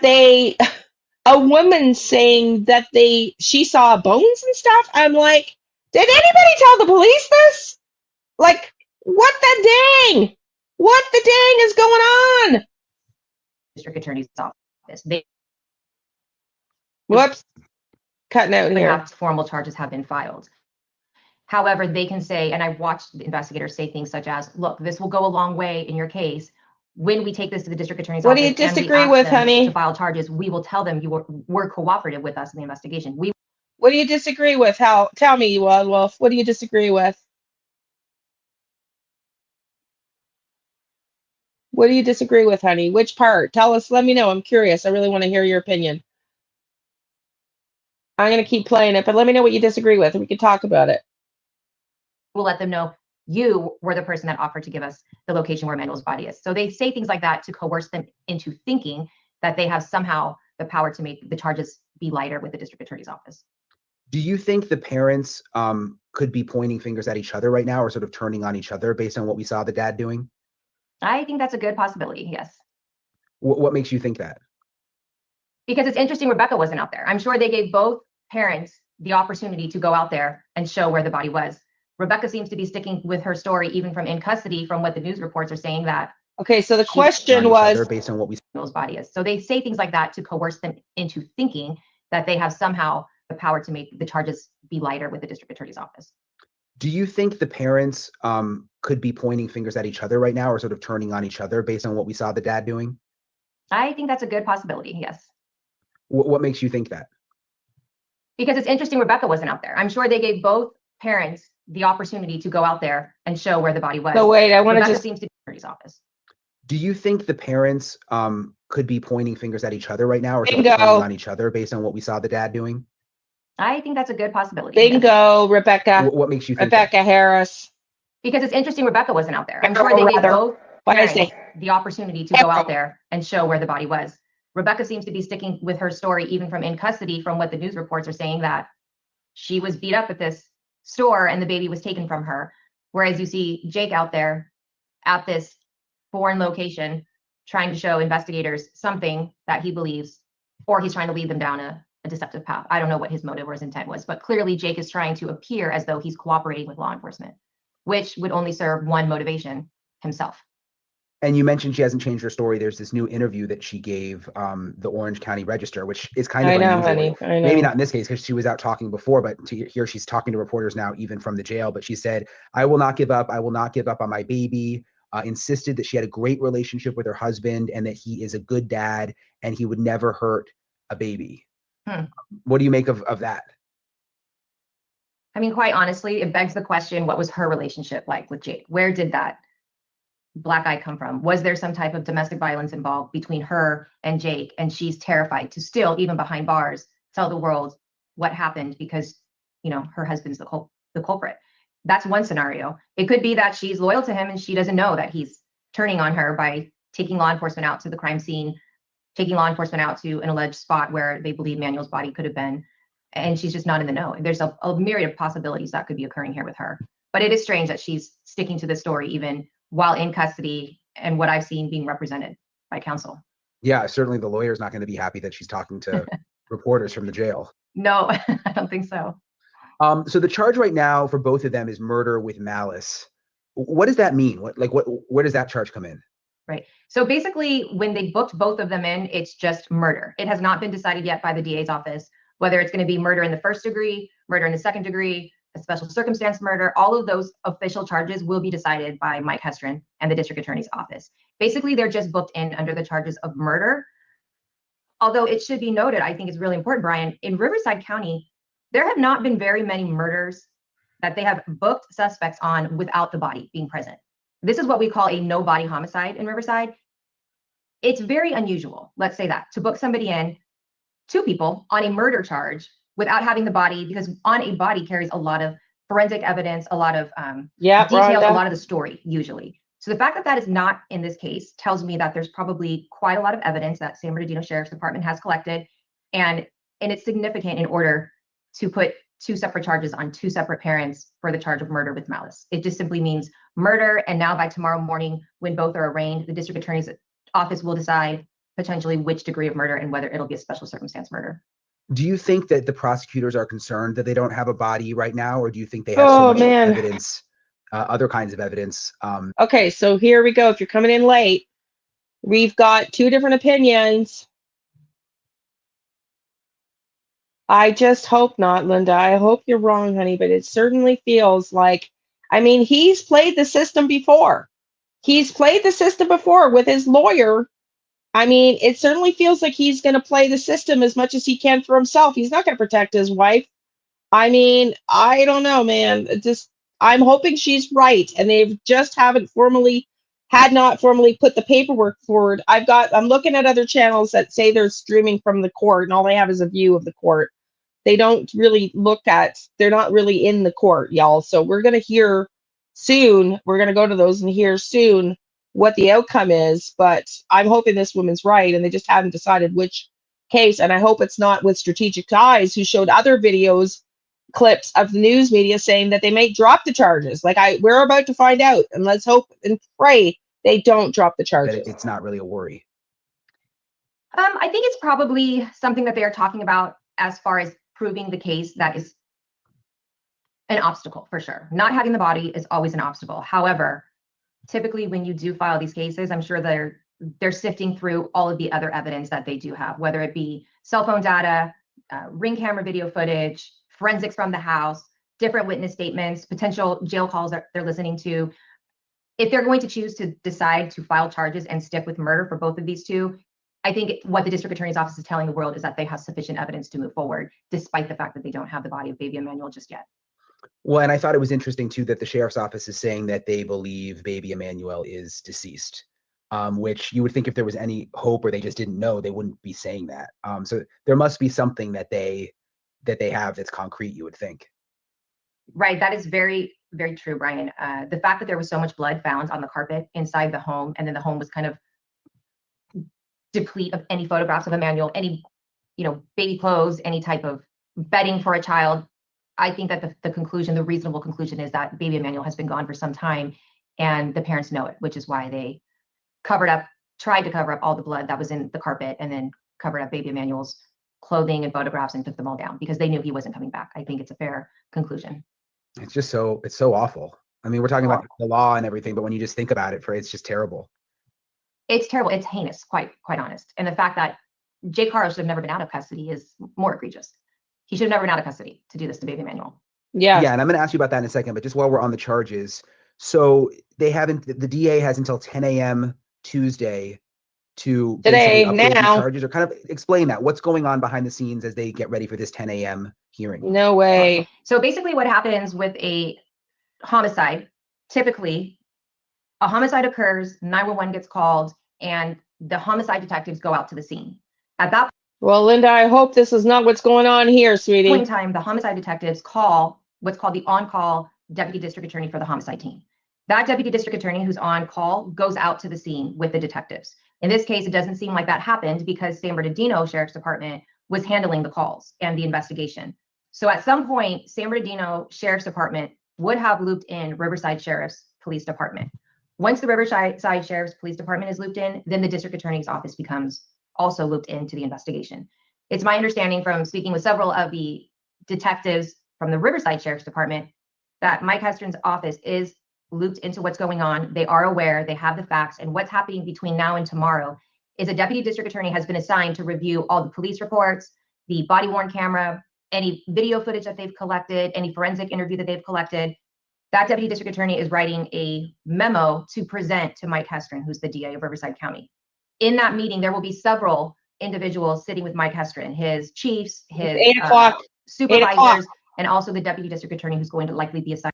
We're going to be hearing the results. They're not filming it live, but they are in court as of 15 minutes ago. Whether they're first up or not, I don't know. That's why I wanted to get out live and talk about these two controversial positions, and hopefully we're going to get the results while we're still here. But yeah, we're almost done this interview, and then we're going to start talking and looking for results, man. This is crazy. That case. This memo is being prepared to basically summarize for Mike Hestron and all of his colleagues and his staff the strengths of the case, the weaknesses of the case, the prior history Linda. of both parents, their criminal history. I've been on that side of the the justice system myself with my dad, and yeah, I know it's a battle. It's a battle to get victims a voice, and in this case, baby Emmanuel absolutely deserved better than this system gave him. Basically all the information summarizing it. And from there, they will collectively decide, obviously with Mike being the final say, what charges will be filed against both Jake HARO and Rebecca HARO. Those could range from anything as minor as let them out of custody. We don't have enough evidence to go forward with a murder charge. Oh God, no. It's not likely. It doesn't happen very often, but I've seen it happen. They could decide to charge something less than homicide. They could do something like manslaughter if they didn't believe that there was malice or intentional or conscious disregard for human life. He could decide to file less charges than murder. Again, not likely, but it's possible. Then I can imagine the majority of the debate is going to be whether they have enough evidence to prove in court beyond a reasonable doubt that both Jake and Rebecca committed murder. They're both two separate individuals, two separate defendants, two separate filing decisions as to the culpability of the mental state of both. And so in that meeting, my guess would be that they're going to spend a lot of time deciding what mental intent they can prove for each parent, and whether that is first degree murder, whether there are some special circumstances that could give rise, potentially making this a capital litigation case. All of that will be talked about and fleshed out in this meeting.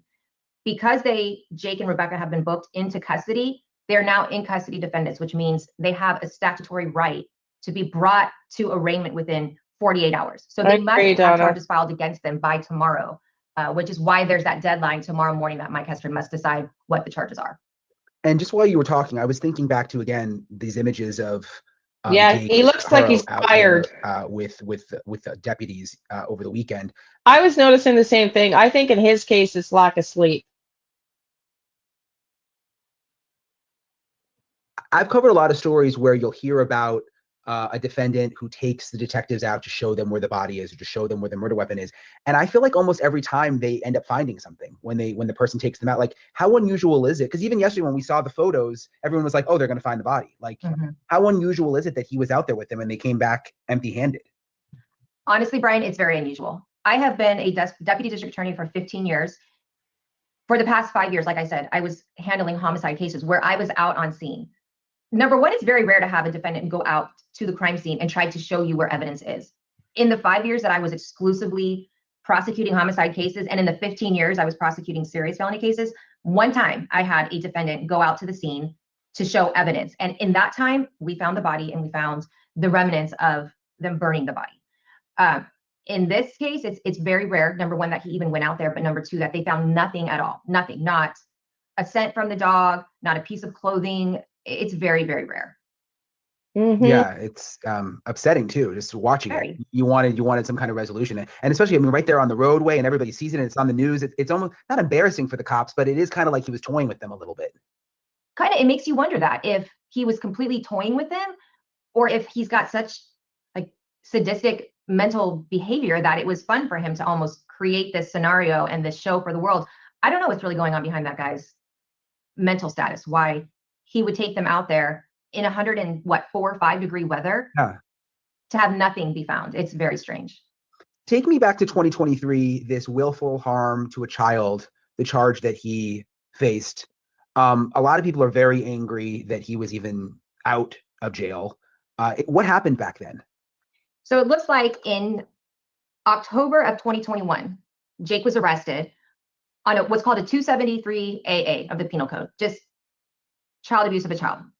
Just a kind of run-of-the-mill type we would see if there's a bruise on a child, you spank your child too hard, things like that. It's kind of a low-level charge for child abuse that if it's your first offense, you're going to see something like probation and 180 days, what Jake HARO was sentenced to, okay?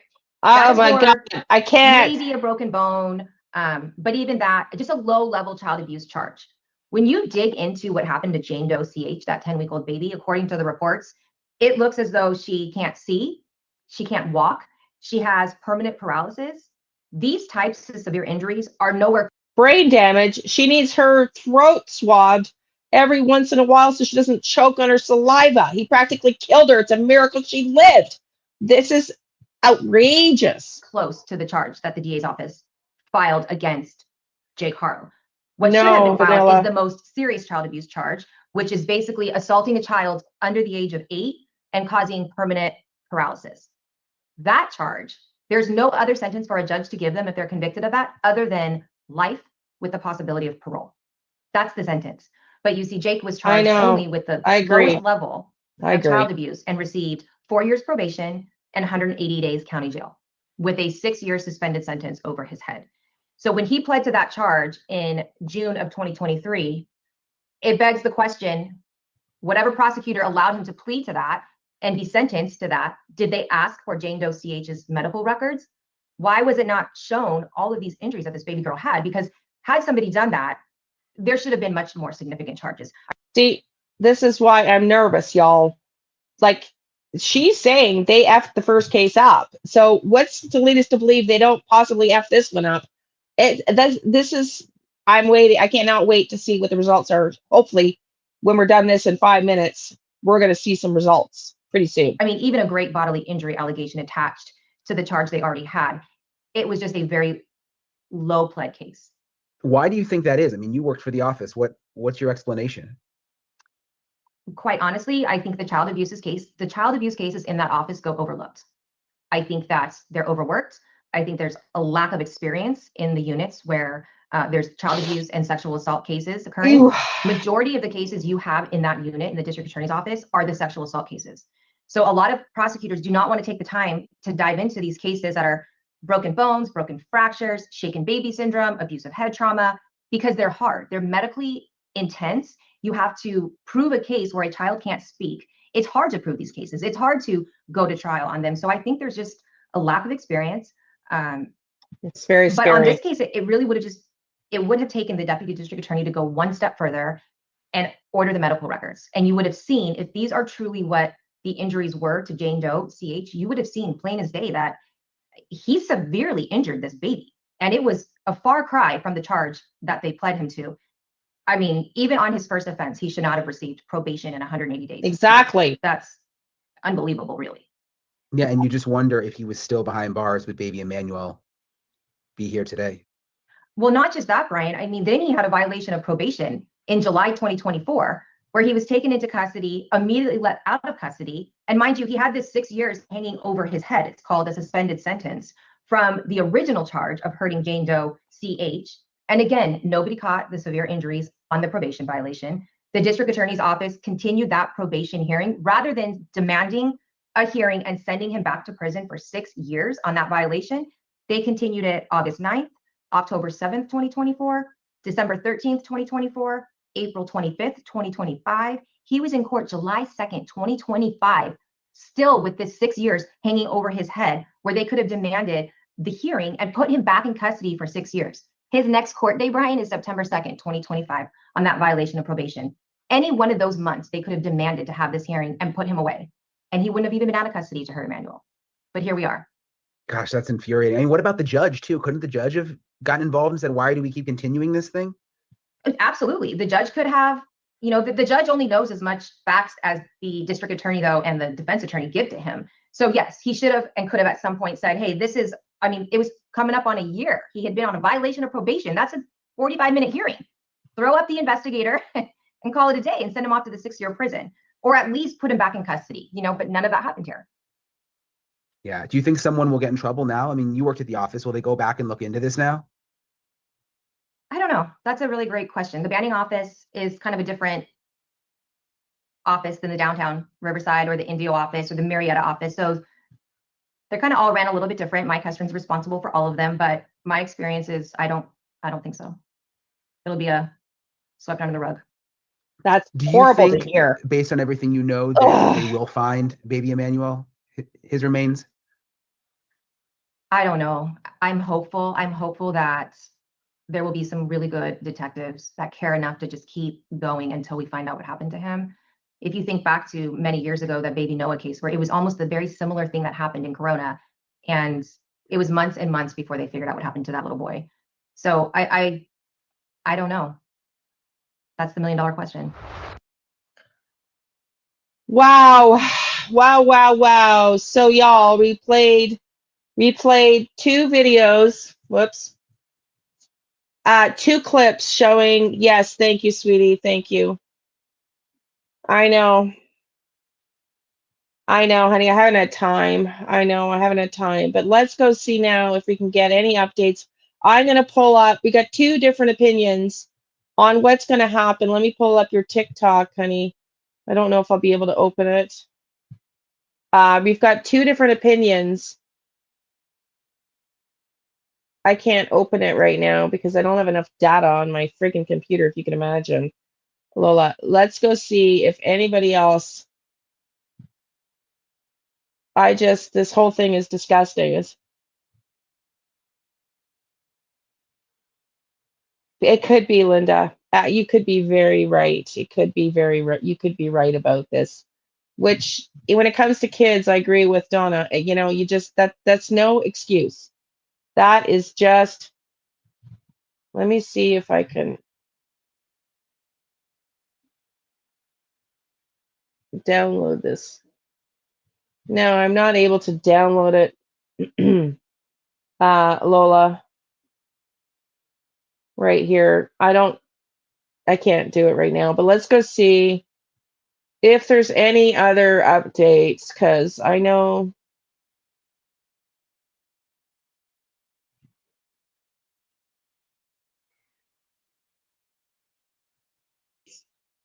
And to finally pull the trigger, but is the district attorney going to file charges? So see, we got no live court. We got no live court.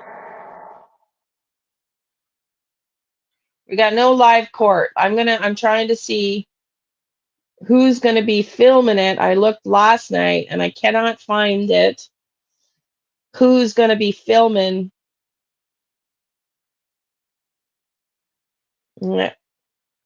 Developing case. Okay, KC Cal News. Let's see if they are reporting. KC Cal News.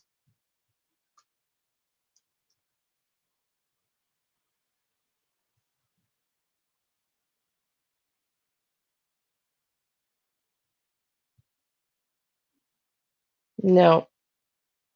Y'all, so you know what? We're just here to take Brian Ettons off. What do you all think? I mean, I'm going to be sick to my stomach if this happens. I'm just looking now. I'm going to go to see if we can find TikTok, if Ala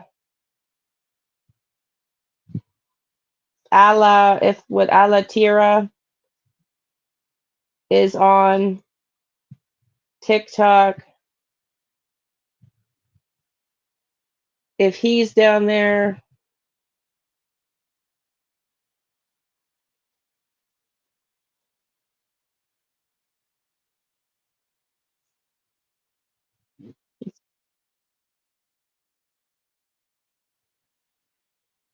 Let's go see.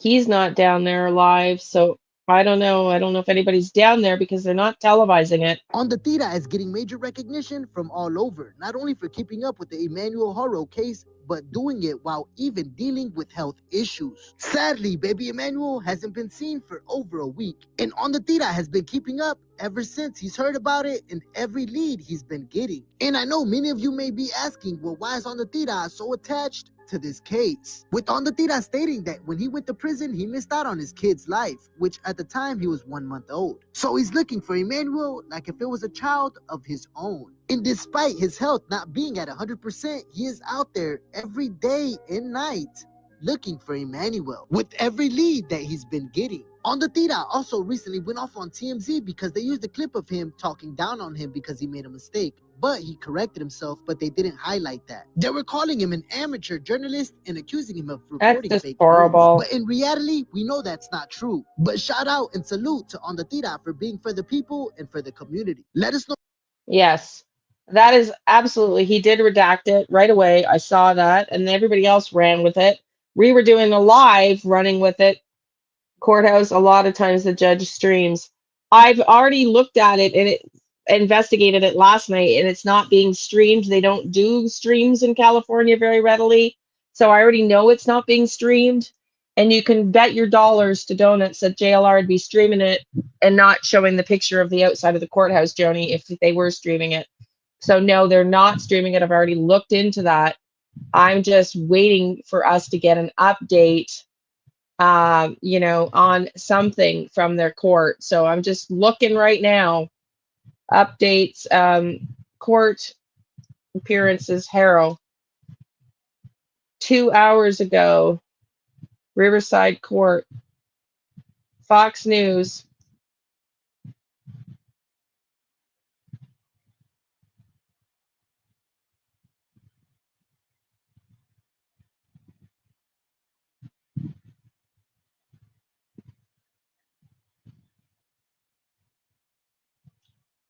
So Fox News, they're due in court today. Oh man, this case is something else, eh? Fox News due in court today. Let's see.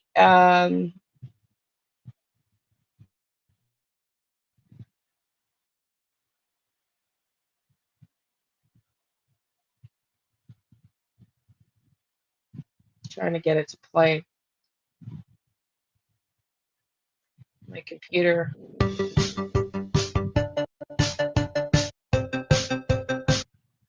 Skip the ad here. My computer is like not enjoying this right now. My computer's really wanting to quit right now. So I'm not sure what's going on. Let's watch this. As his mother maintains her innocence behind bars. Mario Ramirez is live in Riverside now, where Emmanuel's parents could make their first court appearance as early as today, Mario. Jen, Bob, good morning. That's right. We're just outside the courthouse. Emmanuel HARO, at this point in the investigation, authorities are presuming that the 7-month-old is dead. No, he's not, Veronica. He's not there. Are expected to appear here at this courthouse as early as this afternoon once the DA's office files charges. And while investigators say a kidnapping never happened as it was initially reported, Emmanuel's mother, Rebecca HARO, is speaking out from jail. She spoke with the Southern California News Group, insisting her child was kidnapped, saying, quote, "I want to be out looking for my baby," end quote. She also spoke about her husband from behind bars, saying he's a good dad and he would never hurt a baby. Now, that jailhouse interview on Sunday, the same day Jake HARO was seen in an orange jumpsuit, cuffed with San Bernardino County Sheriff's deputies searching for Emmanuel's remains near the 60 freeway in Moreno Valley. The body wasn't found, but detectives believe the baby, unfortunately, is dead. Rebecca and Jake HARO arrested at their Cabazon home Friday of last week on suspicion of murder. The story starts August 14th when Rebecca reported her 7-month-old was kidnapped after she was attacked outside a Yucaipa store.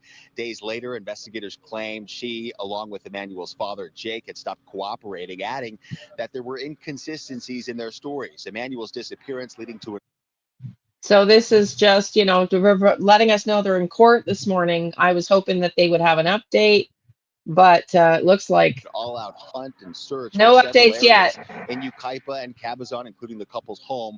With the latest search efforts in Moreno Valley, both are now facing 1 count of felony murder with malice, according to Riverside County jail records this morning.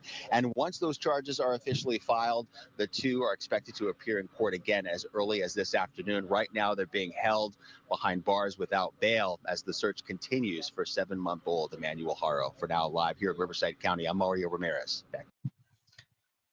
Yeah, so I'm still looking for a live. He is live now. I know he's live now, Linda. I just showed him, but he's not showing the court case. So I've got a rule here. We don't talk about other YouTubers on the stream. So, yes, it's. I've already just showed everybody that he's not showing the court case. He's not live because they're not streaming it. That's why I showed it to you. Nobody's streaming it because they're not streaming the court case. So I'm trying to find an update because they would have been in court for half an hour now. And so we should be getting some updates any minute. Nothing as early, anything earlier than 2 hours ago. If you look here, I'll show you my screen. Yeah, so they're in court now. They would have started at 8 a.m., which is, it's 8:35. So they would have been in court. Now, whether they're first up or not, I don't know. But it means, presumably, any minute now, we should be getting updates. And I'm looking for updates. And we don't have, yeah, thank you, Donna, 48 hour. Yes, exactly. So they have until today, till now, to have put forward what they're going to charge, if they're going to charge. We just finished, we've been streaming for an hour and a half here. We just finished showing Strategic Eyes' video last night saying they might drop the charges, that there's concerns that they might not have enough evidence. And we just watched Brian Enton where she said it's possibly the same, or maybe they haven't decided yet. Yes, exactly. Somebody's going to be updating. I'm waiting to see which news media is going to be updating us, because right now, nothing new. I'm searching. Nothing new is coming out. And I bet your dollars with the amount of publicity this is getting, I'm surprised we are not seeing anybody streaming live from the courthouse. Let me see, live from court. Because Ella Tiara is not out there. Ella Tira is not out there either from court. It's just weird.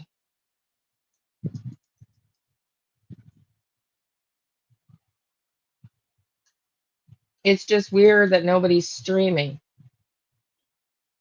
See, I've got 4 hours ago, 2 hours ago, 2 hours ago. Nobody has updated. 2 hours ago, 21 hours ago, nobody has updated. Let's keep looking, y'all. Because it's got to happen. Watch, it's going to be the minute I get off live. It'll be like, ta-da! There it is! Update 3 minutes ago. No further information has been made public regarding the court appearance for Jake and Rebecca HARO, who were due in Riverside Court today, August 26, 2025. It is not yet clear whether prosecutors have fully filed murder charges or what was decided during the hearing. Here is a summary of the latest information, with many developments occurring in the hours leading up to their appearance.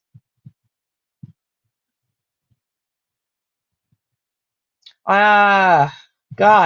San Bernardino County Sheriff's Department announced it was actively searching for the remains of 7-month-old Emmanuel HARO as of Monday, August 25th. On Sunday, Jake HARO was seen in an orange prison jumpsuit joining investigators and cadaver dogs in a search for the infant remains near Freeway in Moreno Valley. Authorities have also conducted extensive searches in Yucaipa and Cabazon, serving search warrants in the HARO home, and are reviewing a large amount of surveillance video.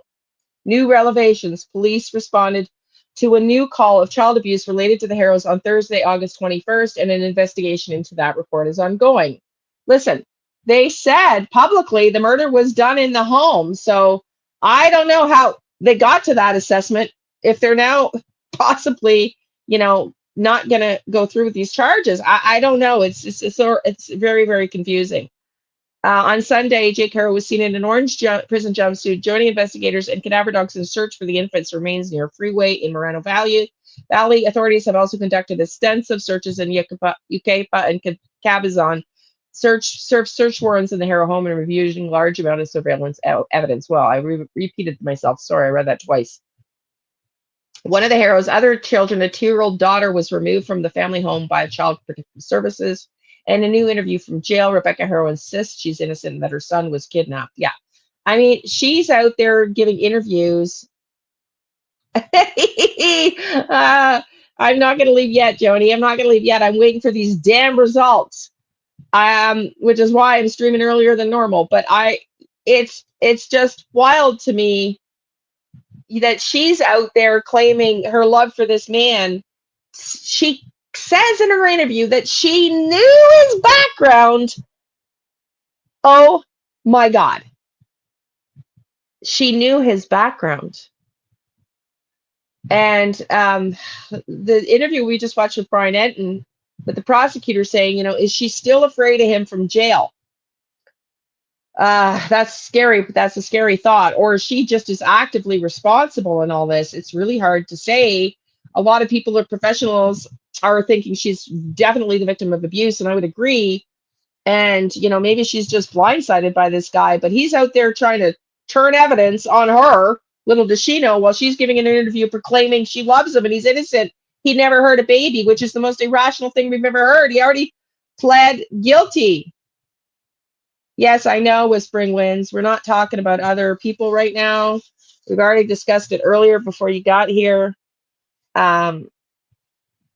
And this is where I already, anyway. Yes, I know. Well, she's going to be out there for 3 days, so we can talk about that at a later date. I know. There will be an uproar. I'm going to be ticked off myself if they get off with this, get off on this. And it's already they've already failed this baby, in my opinion. I don't understand how, as we just heard, he's free. Jake HARO has a prior conviction for willful cruelty involving another child in 2023. He pleaded guilty to felony child cruelty charges stemming from his incident in 2018.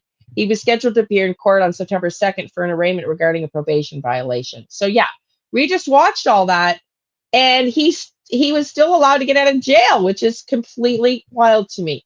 Okay, so I'm looking for videos, local videos. I'm still looking. Let's see if we got an update on any of these news reports. I don't know how long it's going to take. They're probably still in court now. I'm guessing. I'm trying to see if anybody is reporting from court. I'm surprised Alatita's not.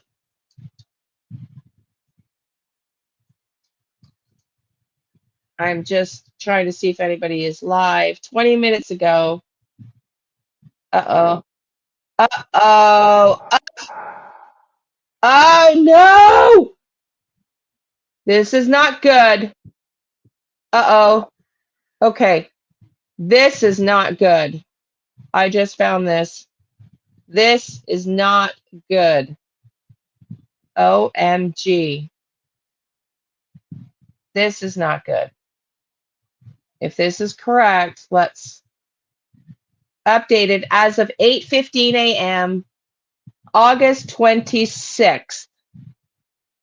This is not good. On TikTok. Oh, y'all. Hang on. Hang on. I got too many windows open. This is not. Her and I in there. But no other family members there from was the HARO? nobody there. Nobody. We were everywhere. Nos quieren saber todo lo que sentimos y todo. Que si me la quiero agarrar. ¿Cómo les voy a decir que me la quiero agarrar? Of course. Como quisiera. Si les preguntas, lo que quiero saber is where's the baby. That's what we want to know is where's the baby. Somebody told me that they were digging. Caltrans was digging, and I went to go check, and they were bulldozing parts of the area. What he said? No, further down. But I just thought it was weird that they would be bulldozing at night. But there was no agencies, no law enforcement, so I couldn't speculate.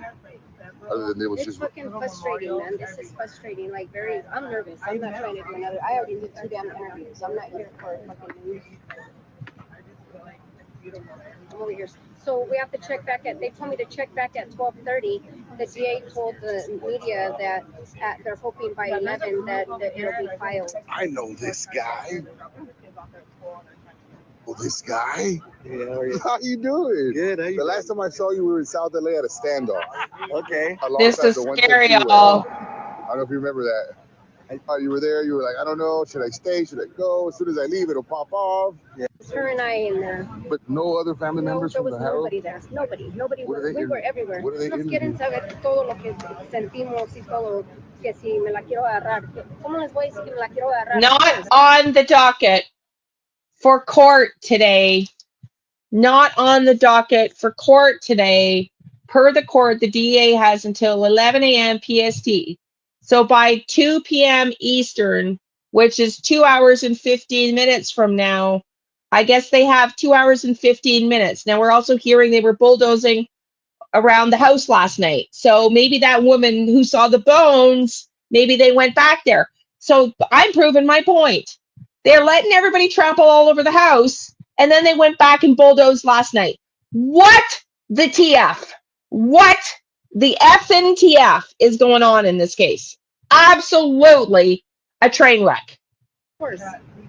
Como quisiera. Si les preguntas, lo que quiero saber is where's the baby. That's what we want to know is where's the baby. Somebody told me that they were digging. Caltrans was digging, and I went to go check, and they were bulldozing parts of the area. What he said? No, further down. But I just thought it was weird that they would be bulldozing at night. But there was no agencies, no law enforcement, so I couldn't speculate. No, not the house. This is fucking frustrating, man. This is frustrating. Okay, so they weren't bulldozing the house. My misunderstanding, they were bulldozing where Jake took them at night. Oh, you heard Jake went back to the house too? Jake's dad went back to the house. Okay. I mean, this is just, so I thought we were going to hear back. I guess we're going to have to come back and do an update later because we're not going to know. Nervous. I'm not trying to do another. I already did 2 damn interviews. I'm not here for fucking news. I'm over here. So we have to check back at. They told me to check back at 12:30. The DA told the 12:30 that they're hoping by 11 that it'll be filed. I know this guy. Well, this guy? Yeah, how are you? How you doing? Good. How you the last time I saw you, we were in South LA at a standoff. Okay. Alongside the 110 freeway. Oh. I don't know if you remember that. You were there. You were like, I don't know. Should I stay? Oh boy. Okay, everybody. So I'm still looking. It's absolute insanity. So I guess that is 3:30 Eastern. At 3:30 Eastern, we will get an update. Let me see. I'm going to message Jen rather, and see if she wants me to join her live.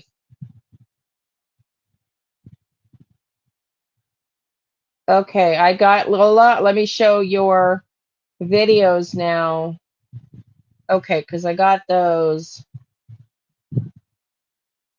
Okay, let's go see. Good Lord. No, I know. This is absolutely wild. This case doesn't get any crazier. It's just, it's the cream of the crazy. It's the cream of the crazy. Okay, let's go here. So we have until 3:30 today.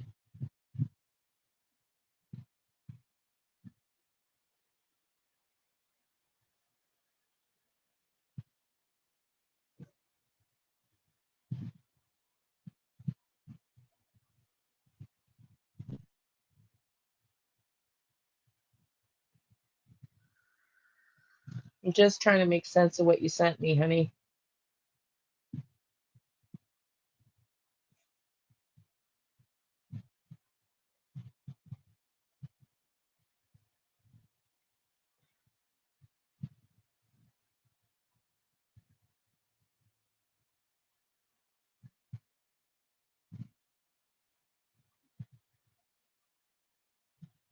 So are you suggesting, I'm just gonna show what you sent me. I'm just not sure what you're suggesting here. Are you suggesting, thank you for this.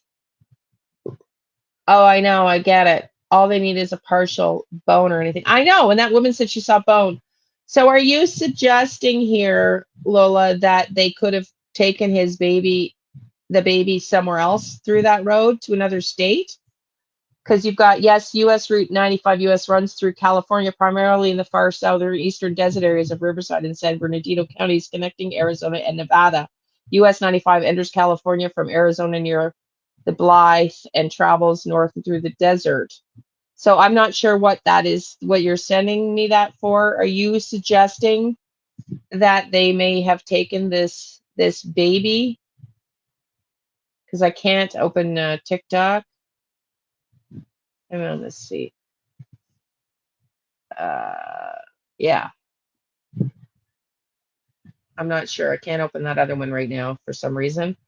It won't let me open. So are you suggesting, and look at the photo, watch the video. I can't open it, honey. You can email it me.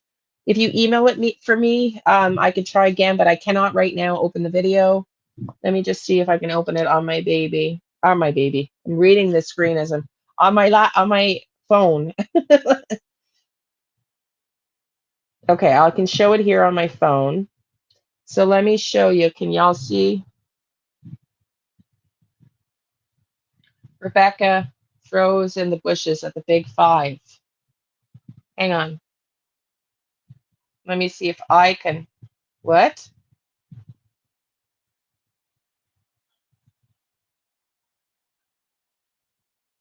Okay, let me.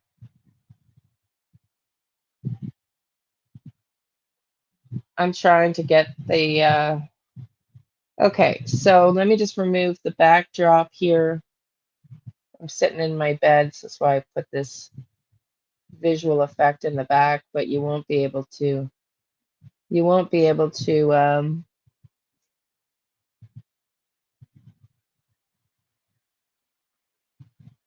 For the love of God, here. You won't be able to see this otherwise. Okay, so there's a video here that you sent me. Thank you. Of what Rebecca was seen dumping something at the Big Five.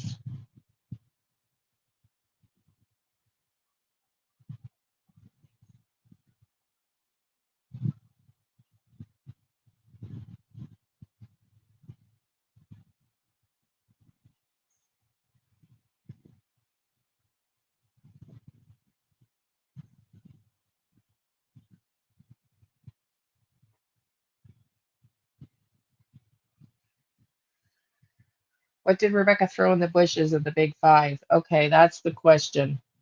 Let me see if I can upload it. I saved it to my drive on my phone. We got to do some fancy dancy things here to make this work. And then I think you sent some pictures of what was thrown in.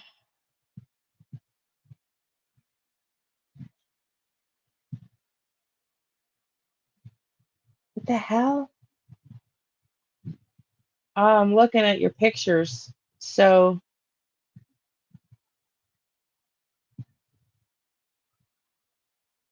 was that what she threw in the bushes?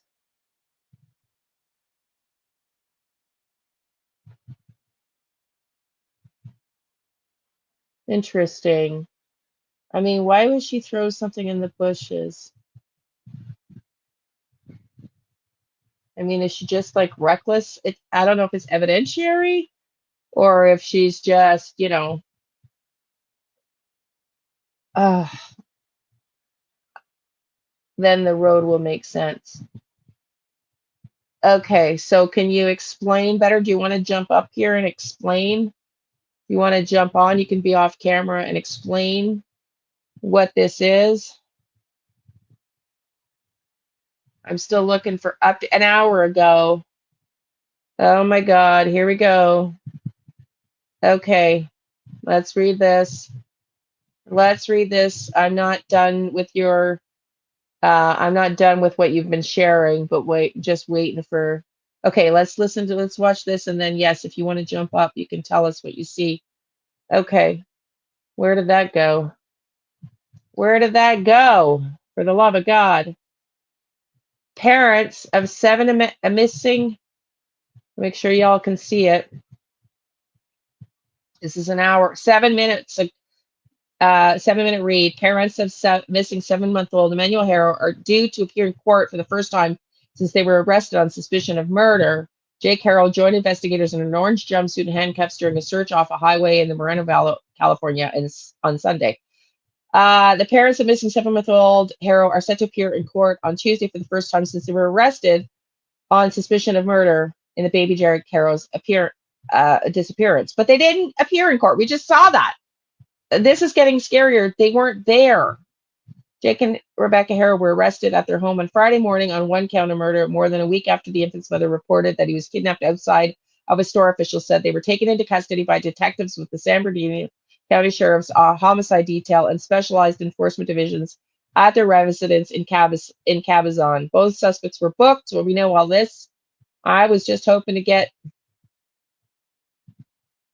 Based on the evidence, investigators determined a kidnapping in Yucapa did not occur. It's believed Emmanuel is deceased, and the search to recover his remains is ongoing.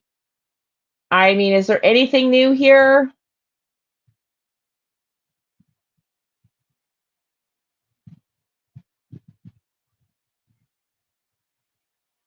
There's nothing new here. I thought they would be giving us an update since this just showed up an hour ago. We got nothing. Okay. This is just local news. KTLA 5 was which we just saw that video. Let me just see if I can get an update from them. Watch live.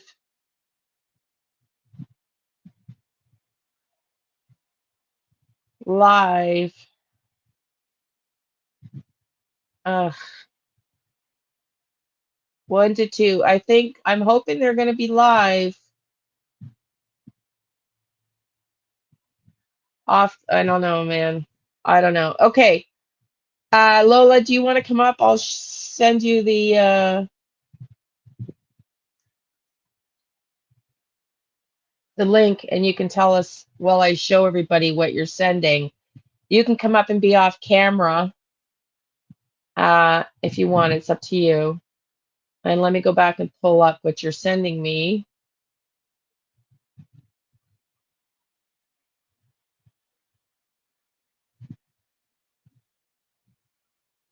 Okay, sweetie. Okay, I thought you said yes, you would. That was fine. Sorry. Okay.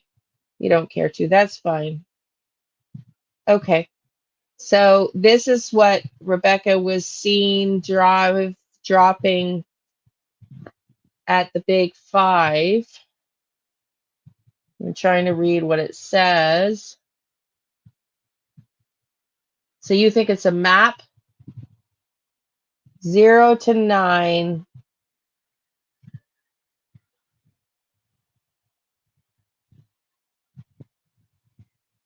Zero to 9.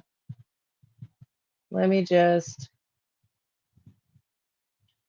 Oh, you do want to come up. Okay, come on up. Sorry, I was confused. Come on up. You just have to click on that link. And then I'll On the other side, there's more. Yeah, I'm going to show it. I'm going to show it. Whoops. Can y'all hear me still? Hang on. Can y'all hear me still? Okay. On the other side, there's more.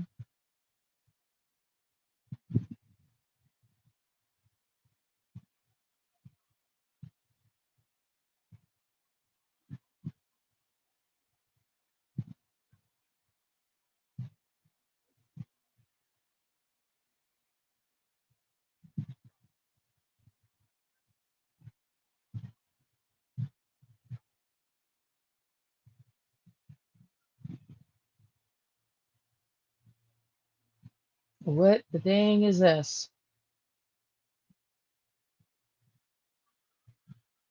I-95. Oh, I see. I-95, 89. Oh, we are drawing a map. Are we drawing a map?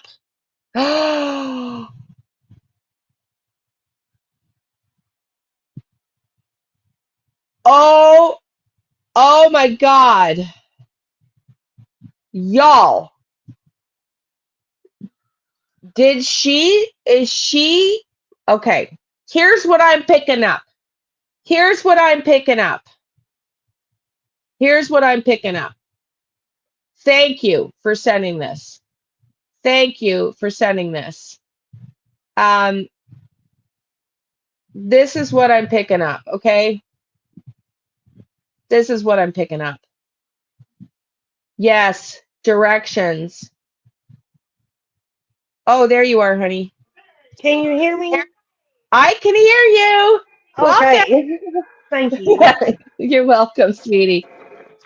Talk Okay, to us. so when I seen that last night, I Googled 8995 if it had any connection with California.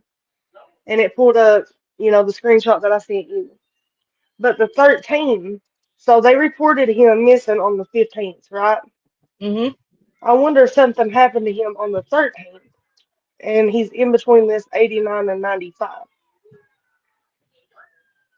Okay, where do you see 13? I'm looking for that number. It's right there with the 89 and 95. Oh, yeah, right there. Okay. Is that 13 though, or is that an 8, a 1-8? It's 13, 1-3. 1-3. Okay, If yes, I you're can not on see the it now. small screen, you can see it a lot better. Yeah, and it's upside down for me. So, okay. Yes. And Oh I my have another God. picture where they took and, outlined everything that's on it. And there's signatures on that paper also, but I couldn't make out the names. Where did you find this? On TikTok. Oh, Princess. Okay, so this is wild because thank you for sticking with me and being patient, because what I'm picking up is just energetically, was she forced into that storyline at the Big Five, and this is her way of Yes. trying to say, but then why is she continuing that story now then, right? Like, I feel like he has threatened her if she yes, told she was next. yeah, but then why is she not talking now if she's throwing evidence out and she's in jail? Right? Other people say they see her throwing a key, but that's the only thing that when they went back to look to try to find it, what she threw, that was the only thing they could find. It got stuck in a tree branch. A key? Yes, Oh my God. So I hope she's going to come clean. I I do hope too. she's, because this is clear a plot to plan. Like, this is, it wouldn't have Yeah, the significance it does now if Jake hadn't taken them out there. I mean, yeah, it has significance either way, but now that you be looking, he's taken them out there. I mean, this what looks like a heart is the exit on the highway, is it not? it does. That is wild. I Unbelievable, can't excuse me. remember whose TikTok that was. I screen recorded it because I didn't know how to save it any other way. But I think it shows their name on the screen recording. Yeah, let me see if I can pull that up without, you know. showing too much here. Let me see. I also want to go to my, this is just wild.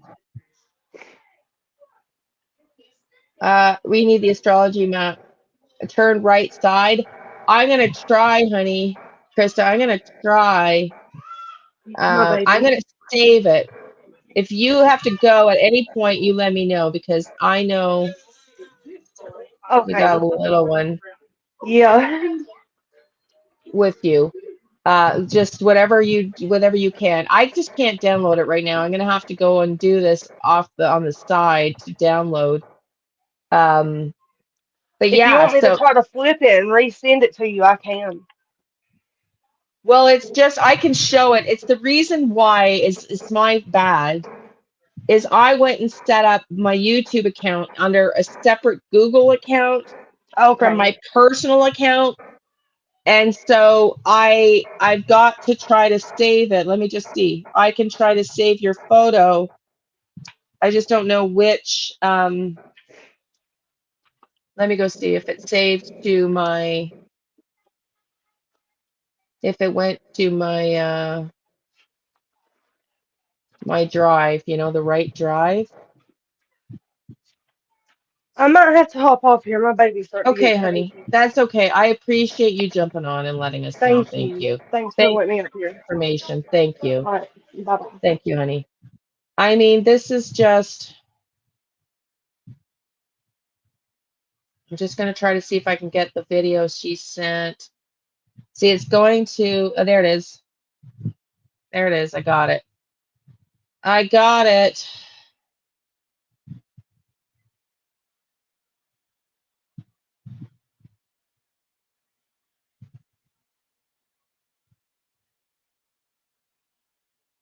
Does it say Ola?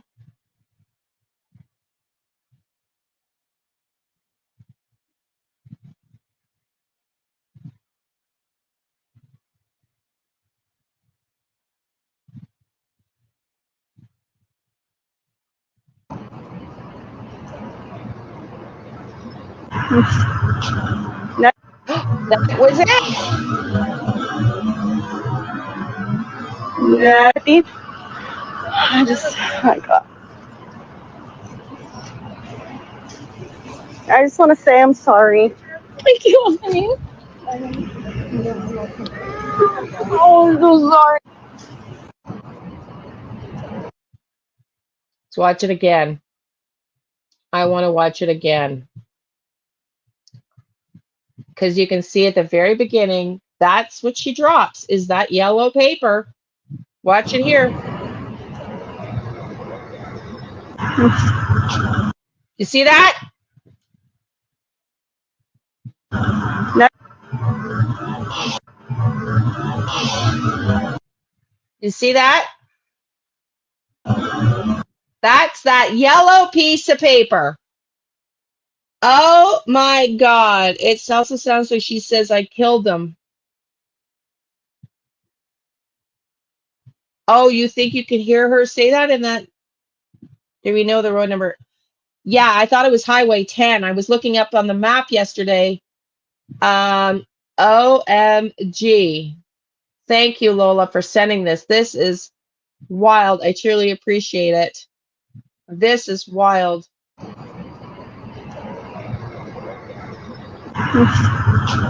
No. That is that paper. Look at it again. That is that paper. I'm trying to get it in midstream. It's too fast.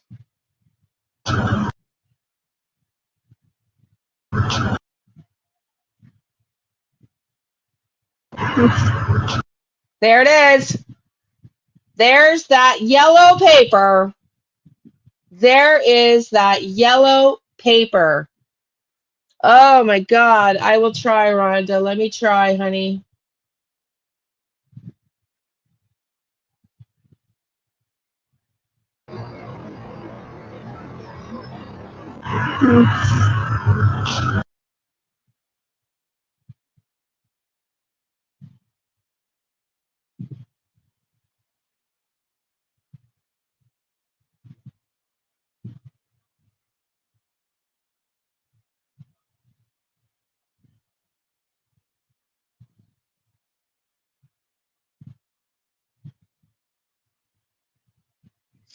I mean, I don't think there's any doubt, like 0.25. I don't think there's any doubt that I'm just not going to play what's being said. I don't think there's any doubt it's her in that yellow paper, but I'm slowing it down.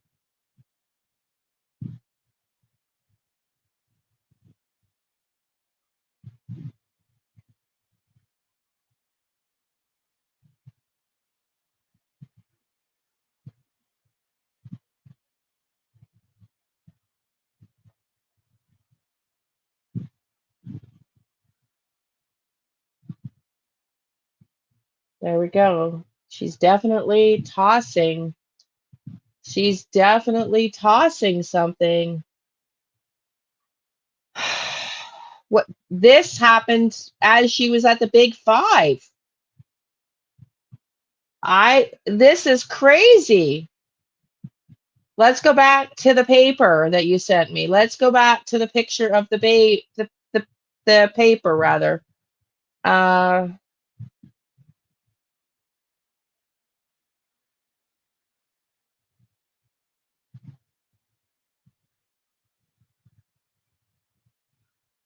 Okay, so 0 to 9. 0 to 9. There's like an arrow there on the turnoff. Ugh, it's like sickening. If she is giving the, if she, look at, this is what I'm picking up, that she is terrified of him and she's trying to give them evidence. If that's the case, why is she not talking now? Can you use AI to see what it says? Let me see if I can upload it to AI. I've had problems with chat rather taking on pictures. Let's see.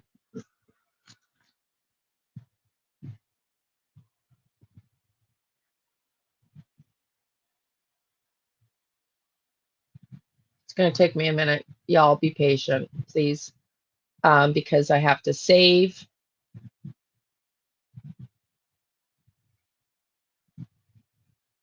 everything to my drive.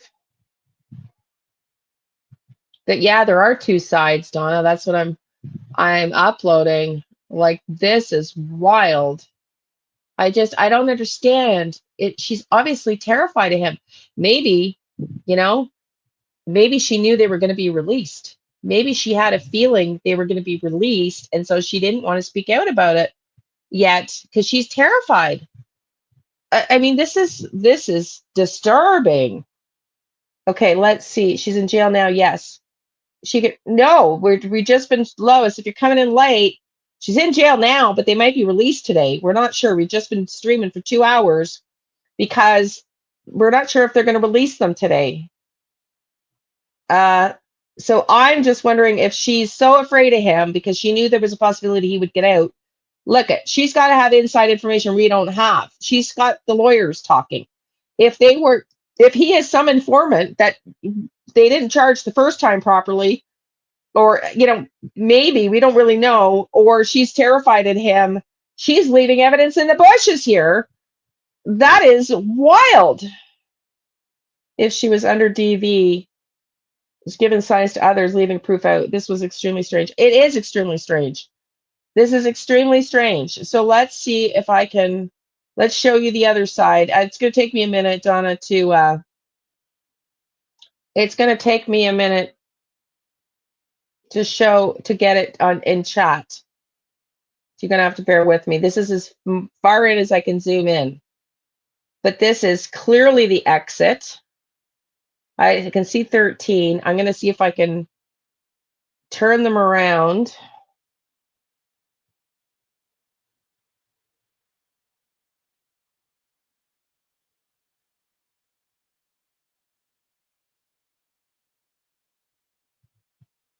Trying to zoom in here.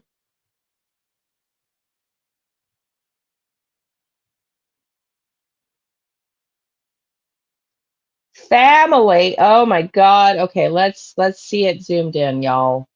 Let's look at it zoomed in.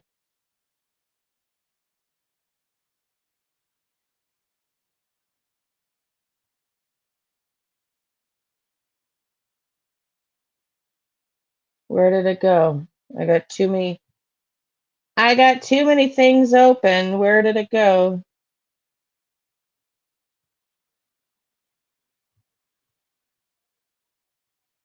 Let me just save it.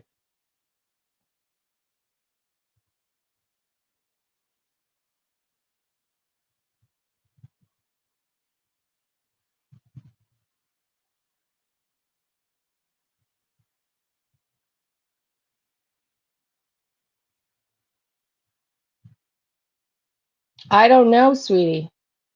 I really don't know. I don't really know what they have.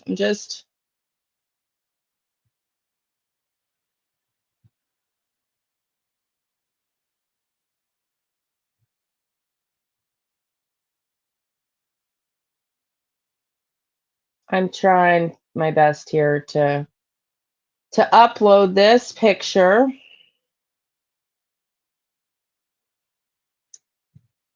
one at a time. I just don't know where it went.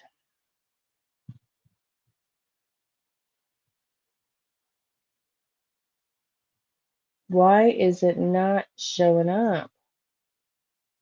For the love of God.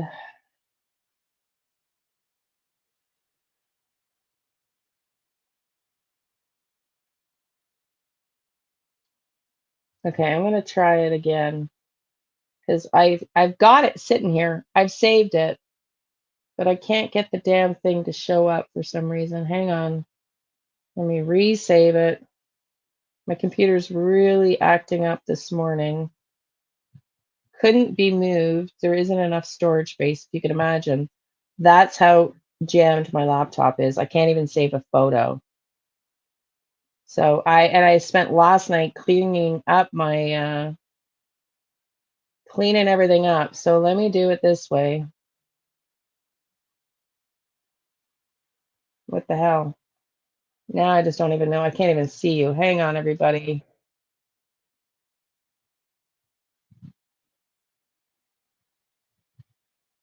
Where are y'all? There you are. Oh my God. Okay.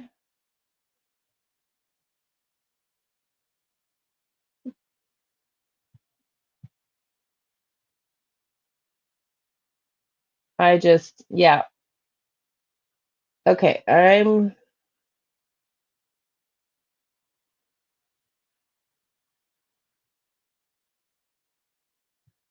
It says family.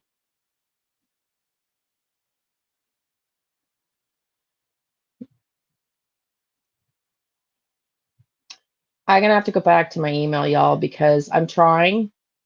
But my laptop, I need a new laptop, like without a doubt, and I just don't have the funds for one.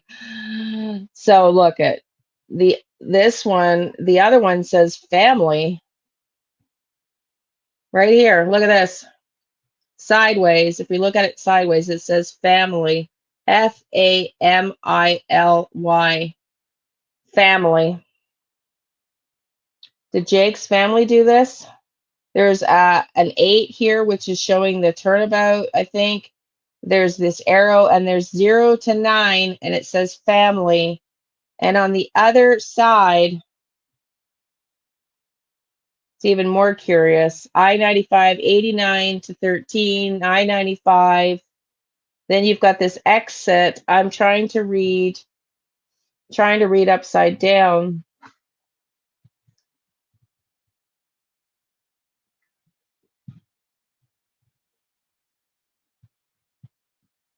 Yeah, it's not a problem that it's not that I can't show it. Thank you, honey.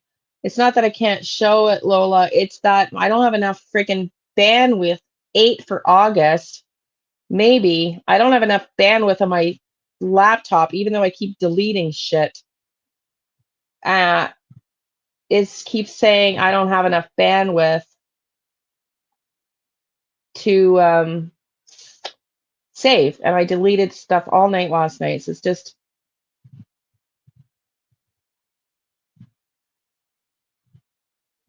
I'm going to try to resave it. But this is wild. And I sure hope the police are aware. Like, oh, man, this is crazy. I can't believe this hasn't blown up yet. So thank you for sharing, Lola. Okay, so we've got 8913 I-95. There's the exit. What else do you all see? 89 to 13 I-95. You've got a heart here. There's some writing. I don't know what this is.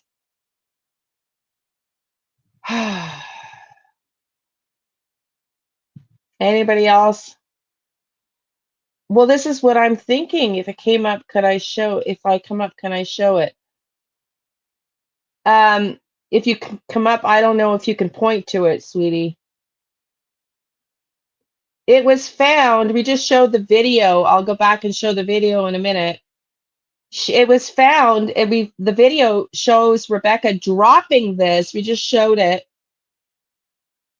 It has to be pre-planned.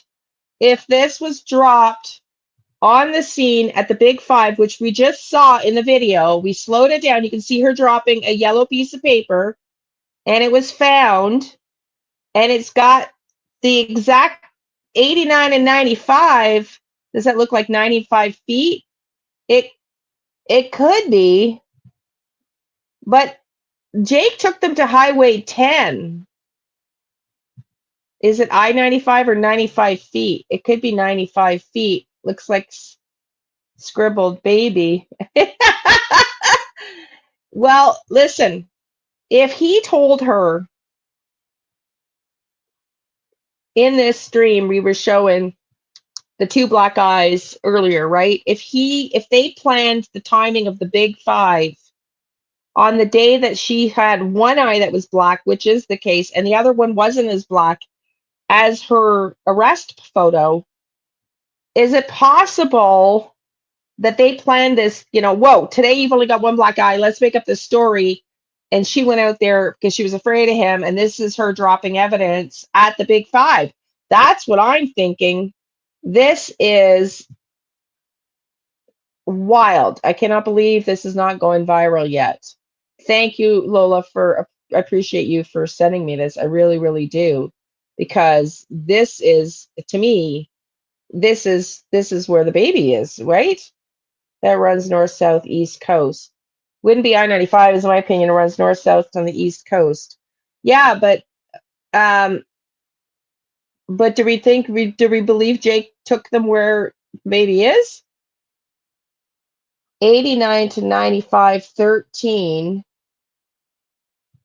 Let me see if I can pull it up into chat. I don't know, because I can't get the darn files to upload on my, I don't think I can pull it into chat, Donna, because my computer is not uploading any photos, because it's like just, it's the game of the computers. Like, no matter how much I delete, it's still full now. No matter how much I add storage, it's still full. Like, it's this, time to buy a new Mac, the money I don't have.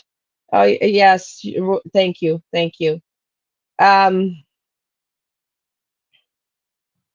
I think so too. So we need the map to see if lines take us there.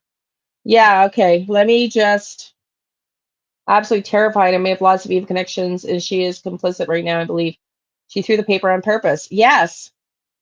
Yeah, welcome in, new friends. I'm going to run to the bathroom because I don't normally do live, and my morning coffee is sitting in my bladder. Let's go back, and I'm going to show you this video for those of you that are just coming in. We'll show you this video again. And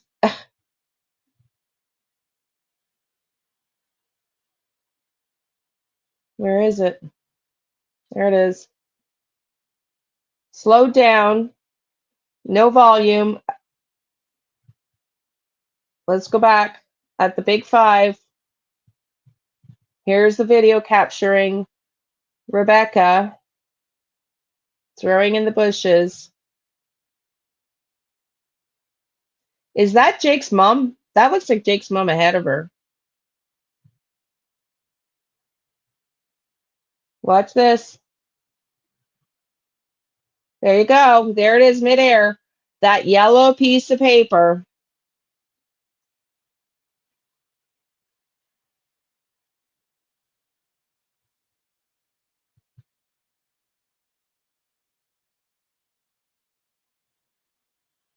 There it is. There it is.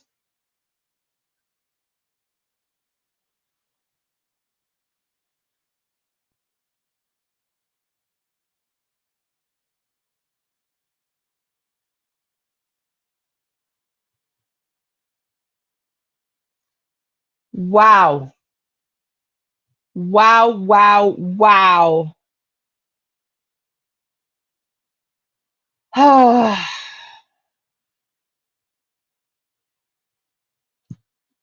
Dawn, where is the 8? It looks like number 11 under it. It could be wrong. I don't know. I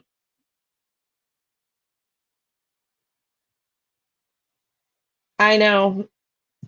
I know.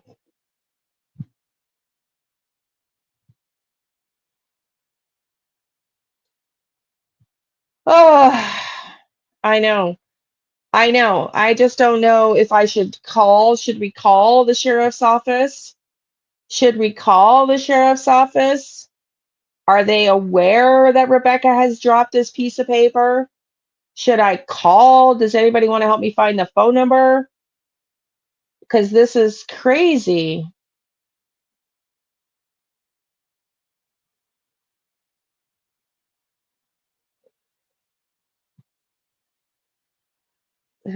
How do I get a hold of the sheriff's office? I think that's definitely her throwing it there. I think someone said, did he take them to exit 10 and the baby's actually at exit 13? Oh, great, great, great. Yeah, great thing. Yes. Okay. I gotta go back to that, Brian. Where's that number in the article I had?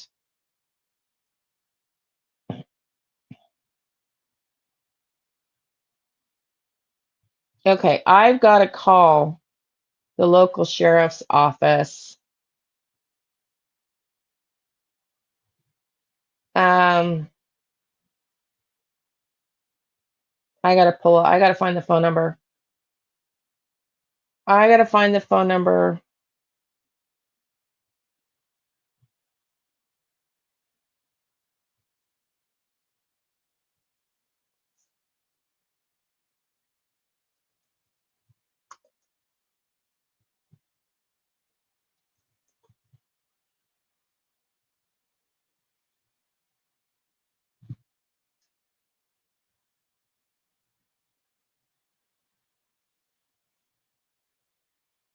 Let me pull up the phone number.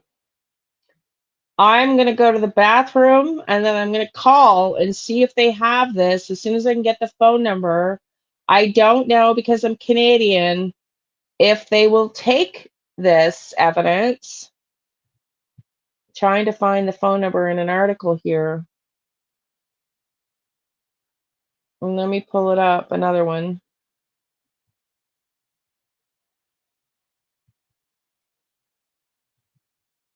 This is wild. Oh, all these reports, and there's no phone number yet on where to call.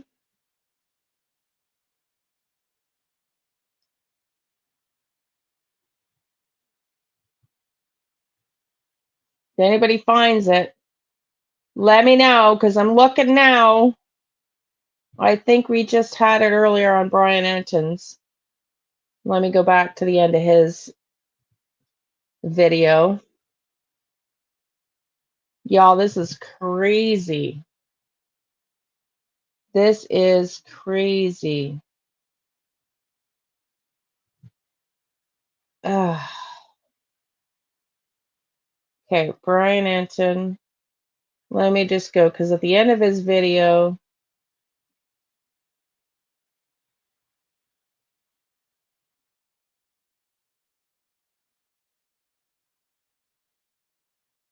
I just don't know if he pins the.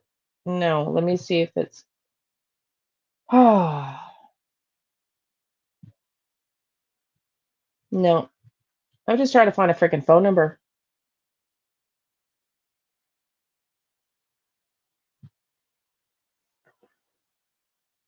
I don't know. This is the thing. Who's got the piece of paper now? Good question. She tossed the paper out of the pocket. We never saw it again until now. Yeah, I know.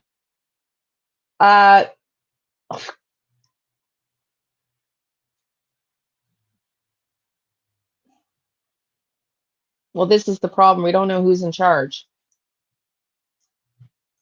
because it's across different lines.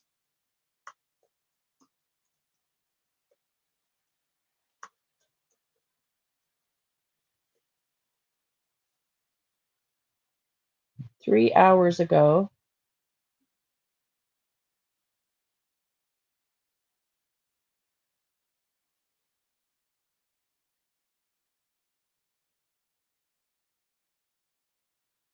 I'm trying to find it. This is wild.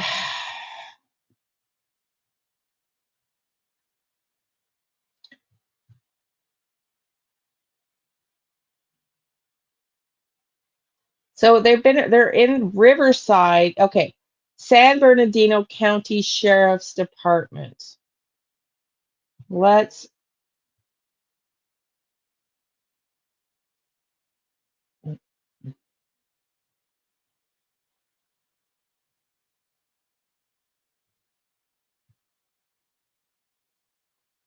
look that up. I'm going to go to the bathroom.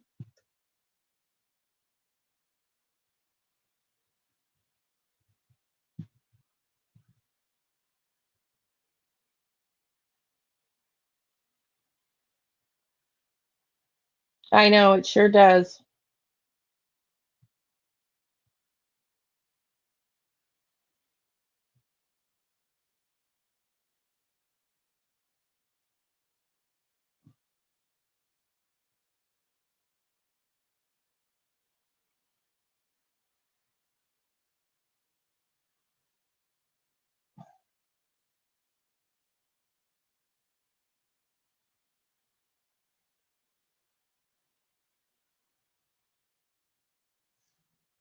Department info.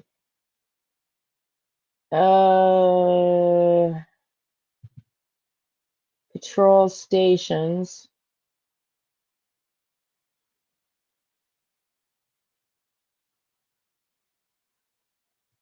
Public records.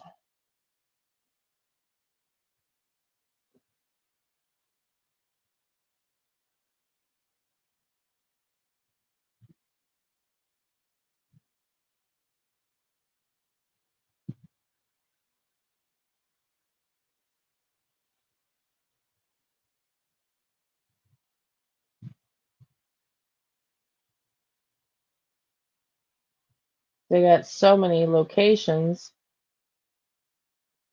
Anybody see a freaking phone number?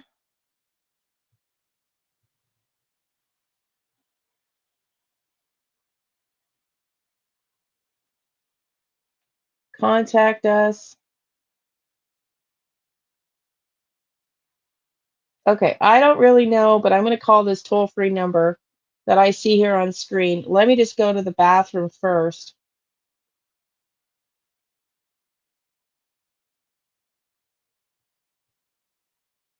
Let me go to the bathroom first because yours truly's had too much coffee. And just bear with me. I'll be back, and then I'm going to call and see if they have this evidence. Just hang on.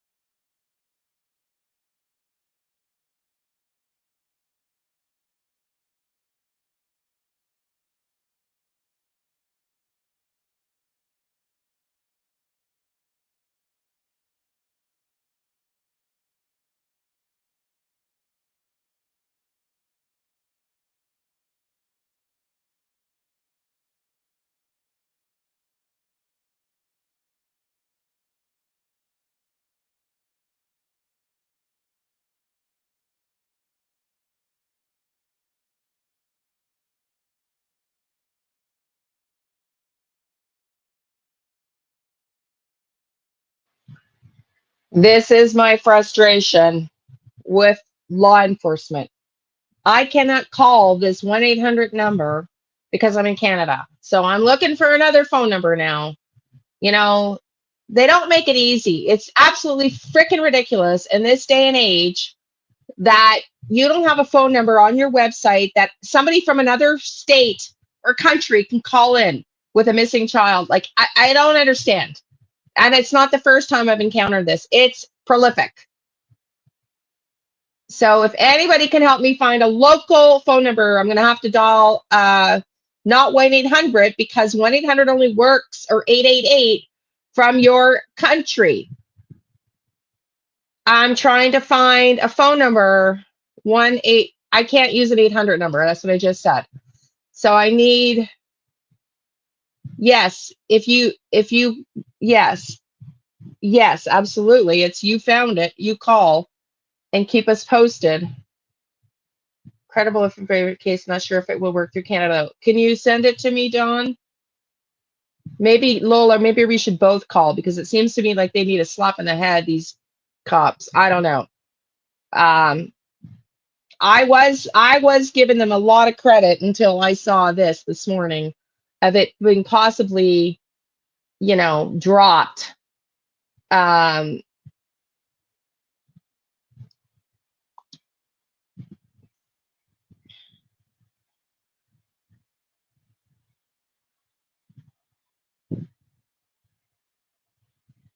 There, I got one.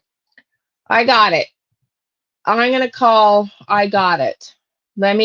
I have to take my earbuds off here so I can connect them to my phone. So just bear with me. I've got it.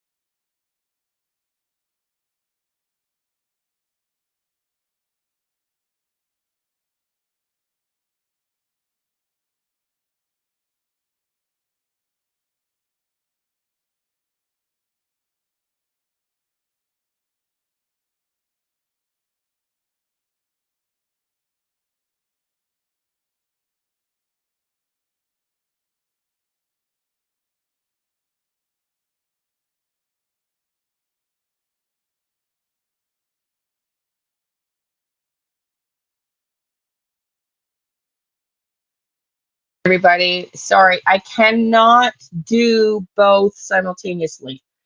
Y'all, if you're just new to the channel, I've had a lot of financial stress since looking after my dad who just passed recently with dementia. I've had this phone for several years. It's never worked. The ringer has never worked. So I actually need earbuds to talk on the phone, which is why I can't play it on speaker. And I have to connect my earbuds either to my laptop or my phone, but I can't do both, which is why I couldn't. So she's taken the information down. They're going to call me back. I've offered to forward it. For some reason, they're going to call me back. So I don't know. This is just the woman answering the phone. She doesn't have a clue whether or not they have the information or when they're going to call me back. But I'm supposed to stay on hold looking for a phone call to come in. My ringer doesn't work. So let's hope that call comes in soon. Yeah. So I don't know. Lola, if you got in too, I don't think it's going to hurt if you called.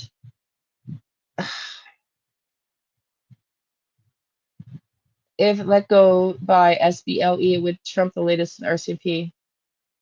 Yeah. Anyways, no, I know it's just a drag. I'm not properly set up for all this. My laptop's saying I don't have enough storage to even save a damn photo, which is wild. So I'm just going to keep my phone open. And if I have to switch to answer it, y'all will know. But this is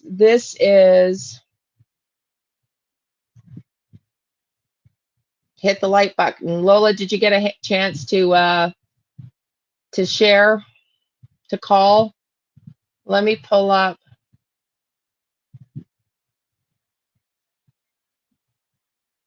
Let me pull this up. Krista, what are you saying, honey? Obviously see me on the phone. Yes. Yes. Well, if I'm still here, she didn't even know you're waiting on a call back too. Okay. Thank you. Oh my God. Thank you. Okay. Wild. Okay. So hopefully that'll get their asses jumping if we get more than one phone call coming in, you know, because I'm sure they're getting lots of calls, you know, I'm sure they got lots more people calling in, and we're not just, you know, we're not the only ones.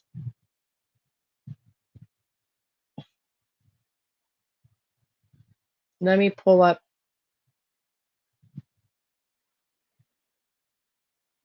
No, what's Donna's message? Y'all, if you knew what was going on in the behind the scenes when you're on YouTube, you know, I got to close some windows down now. Whoops. Come on.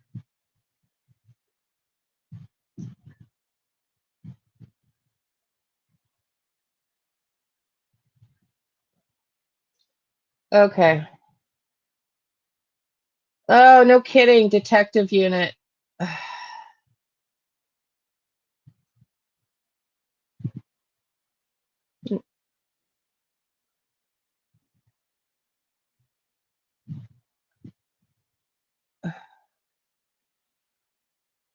I don't know which message I'm looking for. I don't know which message I'm looking for.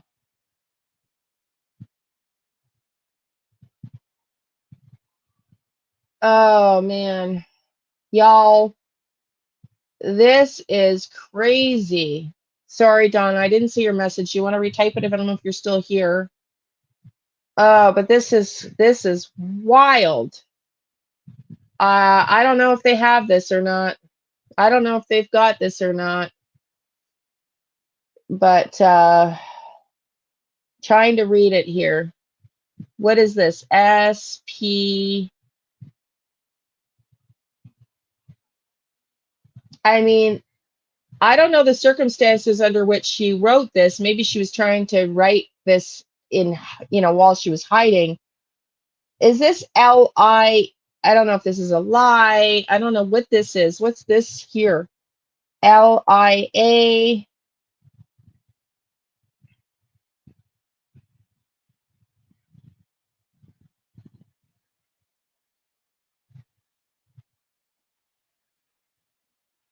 Thank you. Well, thank you, Dawn, but this Lola gets credit for this. Lola found it. Lola found it. I was last night trying to find the damn highway so we could mark it. Lola found this, so she gets the credit. I'm gonna go back in and look for some of the ones she sent.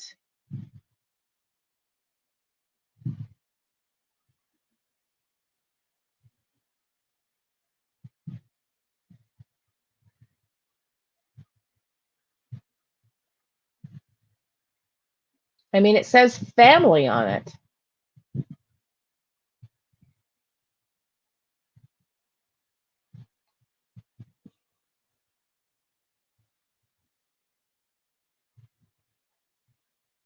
Well, let's go look for the highway, okay? I was looking last night. Let's see. I'm trying to figure out where to go look. Try darkening the photo. Listen, Joni, you're asking for a lot here, honey. I can barely pull anything up on the screen because as I've been saying, I don't have those abilities right now on the fly. I really can't darken the photo right now, so I just don't have the abilities to do that with my computer. I can't even save a friggin', a piece of paper here on it because it's just not working well. It'll be one of the things when yours truly can get to a point where I can pay my own bills after what I had to go through with my dad. I will, his family a clue. No kidding. Like it says family there. Then yes, I will do what I can later on, but I just cannot do better than this right now for everybody, regrettably.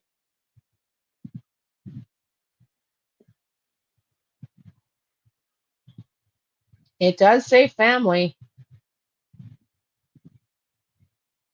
It does say family.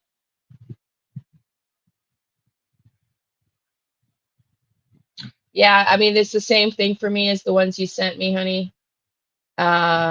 It does say family on this one.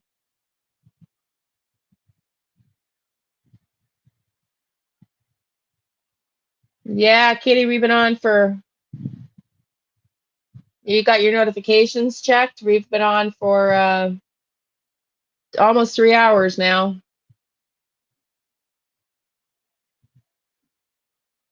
Okay, look at this. It says family. Look at this. It says family. 0 to 9. I don't know if that's an 8 inches. 0 to 9. I don't know what that is.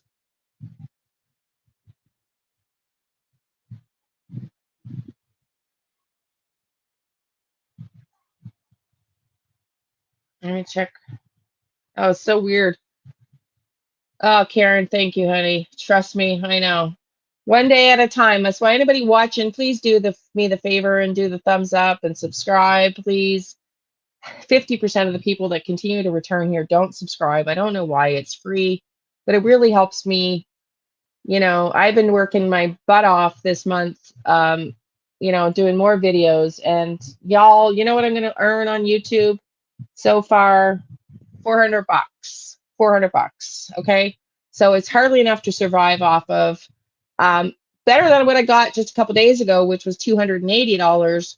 So yeah, please subscribe. Please help me out. It would really be appreciated if you're watching. Let lie Jake slap or something sleep. Yeah, I don't know. I'm still looking to see that I don't miss the police calling me back here. There's the other one. Whoops. There's the other one. I'm still looking to see.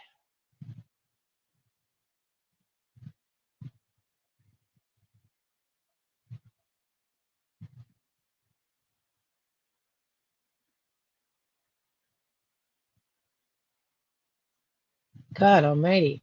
If they let these two people out and we've just called in with evidence, I'm going to be pissed. Pissed. Yes, Jonah, you've said that. We're going to do that. I'm not going to do that right now. I'm not going to do that right now. I'm trying to see if they're going to call me back. I still don't understand in relationship to whether or not this is the same location that Jake brought them to. I'm just still trying to read this map.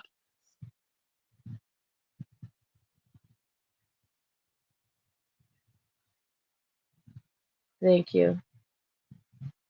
I think as much as we can pull the map up, I think getting this evidence to the police is more important right now. Hey, Charlene, nice to see you, honey. Nice to see you. If you're just catching up, we've been streaming almost 3 hours now because it does help for letters to jump. It does help for letters to jump. What do you mean, honey? I don't know what that means. I don't think it matters as much right now to put this on the map as it does to make sure the police get this information going, because they have until 3:30 our time. So they have 2.5 hours. 2.5 hours. Thank you, Karen, to decide whether or not they're going to lay charges. We've just saw a video clip. If you're coming in late, people outside the courtroom, and they were not on the docket. We've been live streaming for almost 3 hours now. They were not on the docket. No family showed up, and they have yet to file their charges, which means that they might be releasing them. And now we're finding this evidence, which is, to me, problematic for, this is an admission, in my opinion. This is an admission of where that baby is. And I'm hoping they don't get released before they call back with this information, because that's concerning. That's concerning. I still don't see a missed call.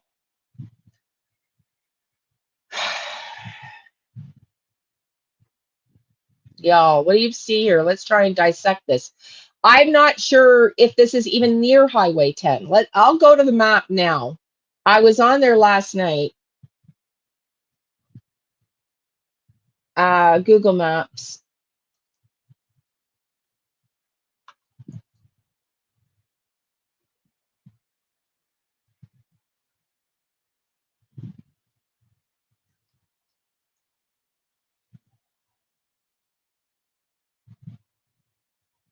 Okay, let's go and see.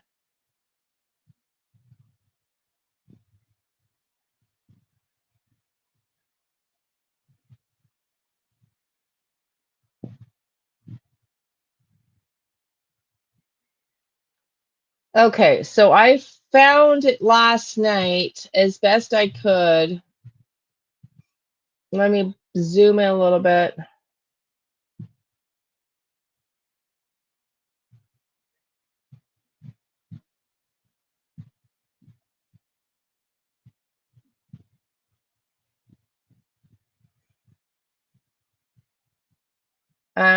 Which was the location?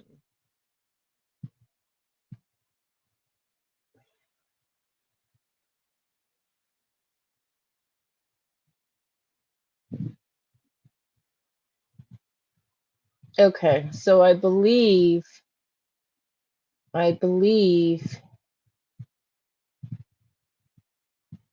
on, I had it marked last night. Hang on, I'm trying to locate where I think they were.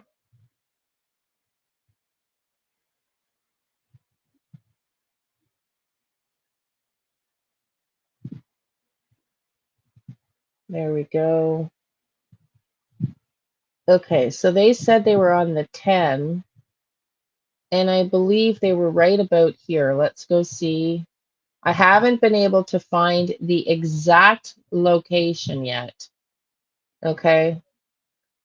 I tried last night. I have not, but the topography is going to look different, right? The topography is going to look different.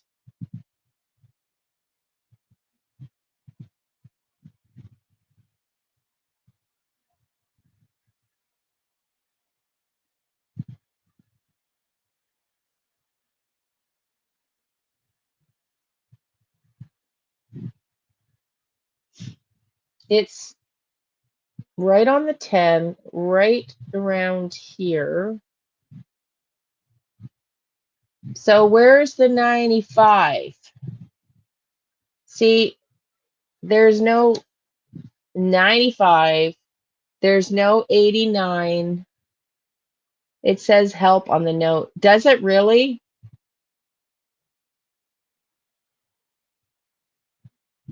She's here in the chat, honey. She sent it here. She's called the police. We're both waiting. We're both waiting for a call back. It says help on the note. I thought they were there on the 60. No, news reports say they were on the 10. Were they not? Or was it the 60? Jake HARO search with police. Maybe I'm wrong. Maybe I'm wrong. Okay, so Jake HARO on August 22nd, northwest, located about 20 miles northwest of Palm Springs. Hang on.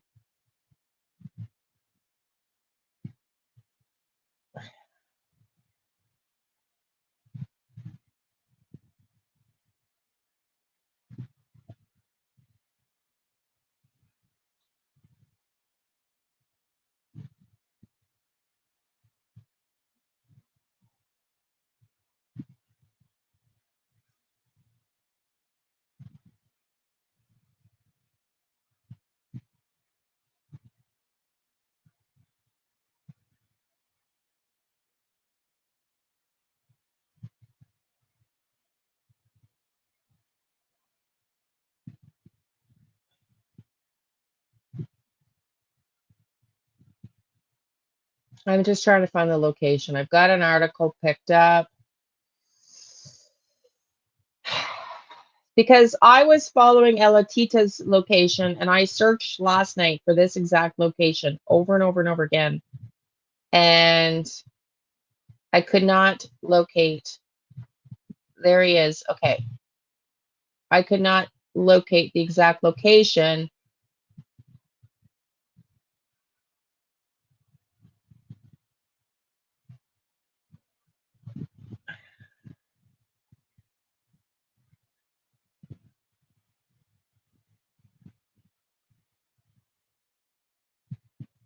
Well, they haven't even given us this location in this one either. So, finding a location is what I'm looking for right now. Helping police with the son. Dad suspected 20 hours ago. 20. Okay. I'm just trying to find the darn location because Tierra gave us a location and Jen and I searched again last night and I thought he said 10, Highway 10.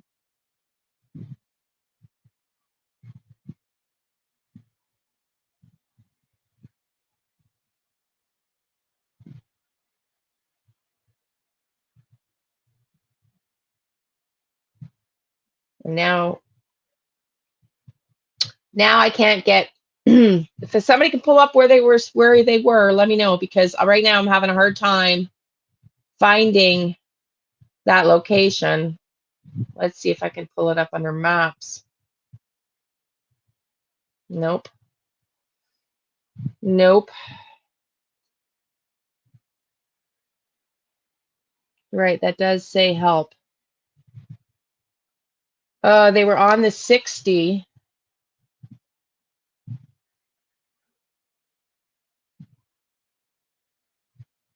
On the 60. Okay, well, that makes way more sense. That makes way more sense. I think maybe you're right. I think you're right. I'm sorry. That might just be my morning brain dead. I think you're right. They were on the 60. Thank you. But there's still no 85 or anything there, right? Like there's no, so those, if they were on the 60 and he's taken them to this location,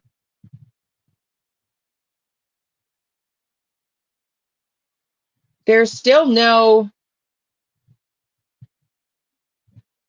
Highway 89 or anything on there, right? There's still no,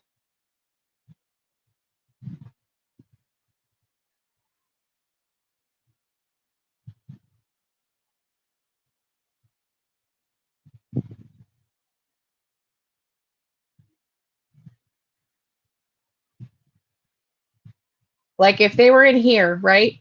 Which is, it looks like it was sort of right here in line with this point here, right here. Right by that exit. Somewhere in here. That's the exit we're at. Not right this exact location. Yeah, it was 60. Thank you. Thank you. Maybe exit 1395. Oh, great idea. Okay, let's go see. Great idea. 1395. Let's go.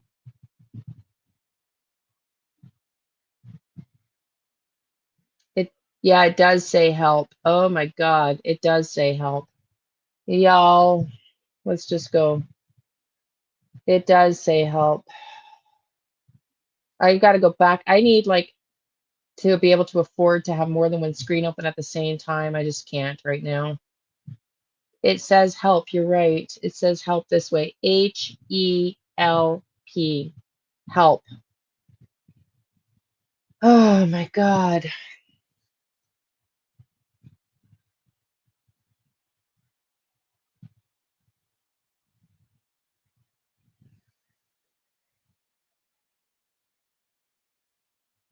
Feet. Where do you see feet? Oh, Krista, I don't know, honey. This is absolutely wild. Yeah, everybody hit the thumbs up, please. Help a girl out. Waiting for the police to call me back if you're just coming in. I'm going back and forth between screens. We were live talking about the fact that they may be dropping charges. We've got two different stories here. We've been live for 3 hours now this morning, thinking we would have the results of whether or not they're going to release Jake and Rebecca HARO. We showed Strategic Eyes and news reports last night saying they hadn't filed yet. We just showed a video from TikTok with KL5 F5 News saying they weren't in court this morning. They only have till 3:30 p.m. today Eastern, which is 2.5 hours, to actually charge these people before releasing them. And we've now found evidence which shows, like we're showing on the screen, there's another side. Well, welcome in, Marianne. Welcome in. Welcome in. Thank you.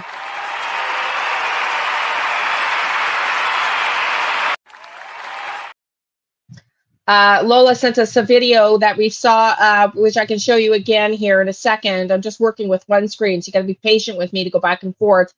Of a video that she found last night that she sent me while we were on screen here, showing her, Rebecca, throwing this piece of paper at the Big Five. I'll go back and show that now for everybody. Rebecca tossing this in the Big Five parking lot, and hang on, where did it go now?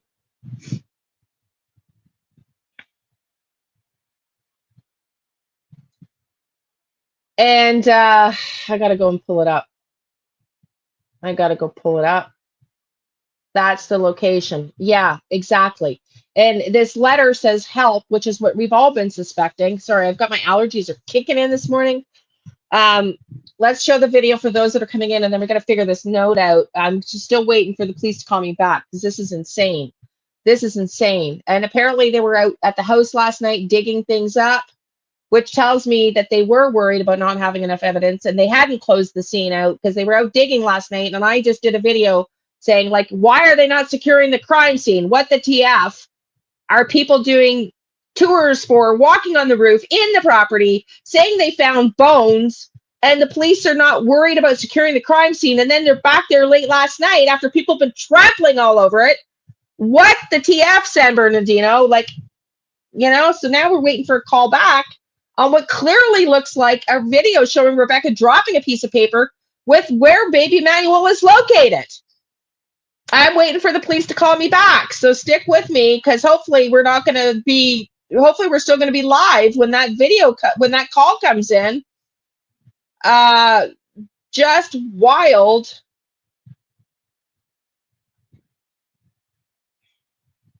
Let me get my G drive up so I can show you that video now of Rebecca.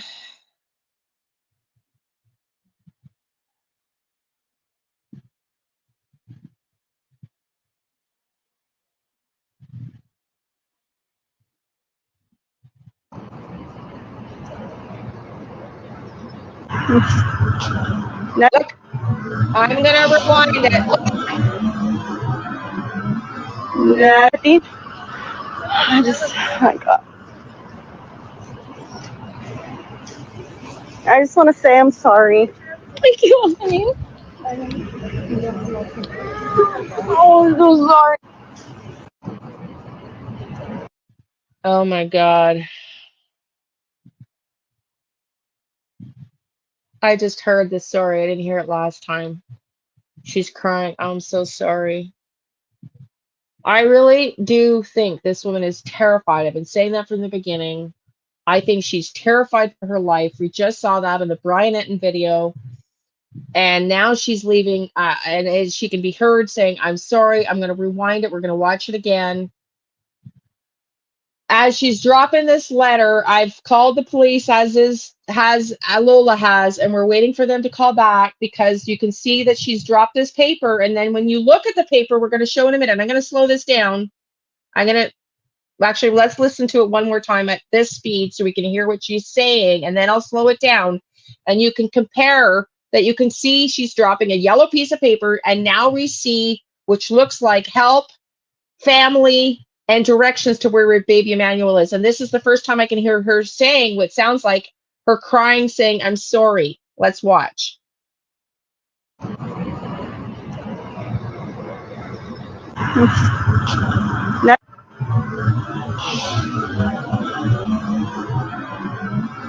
Daddy. Oh my God. I just want to say I'm sorry. Thank you, honey. Oh, I'm so sorry.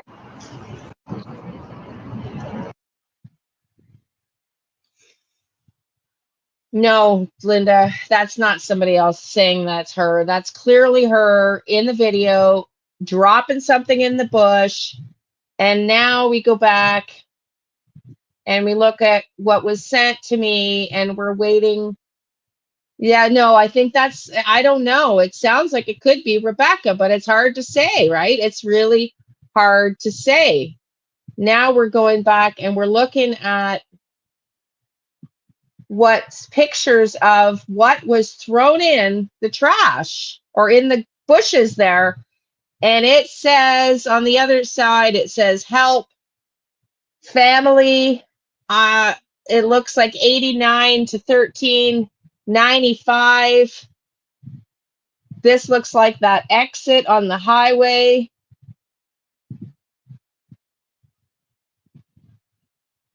Let's go to the other side. TikTok, Cindy, from TikTok. From TikTok.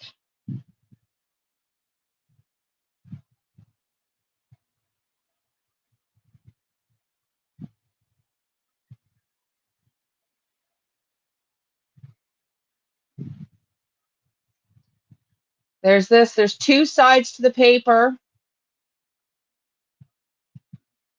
Two sides to the piece of paper. This one says family, and it says family here, and it says help. Look at this sideways. H here, E, L, and a P with an arrow. Help. Help. 0 to 9. I don't know what that is. Help is a B. Yeah, help baby. Help baby? Does that help the baby? Oh man, oh man, oh man, oh man. And I'm still looking. Has anybody seen any results on whether they filed yet? I'm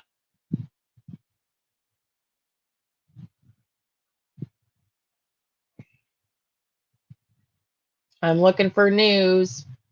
I'm looking for news on whether or not.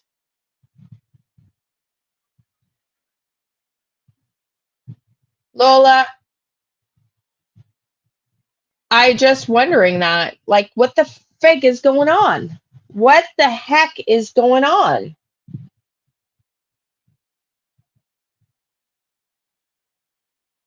No, I don't think so. Tasha, I don't think so. Given what we know about this case, So you really don't think they're going to call you back, Lola? I mean, is this another? I mean, this is wild. I'm going to look for another phone number here.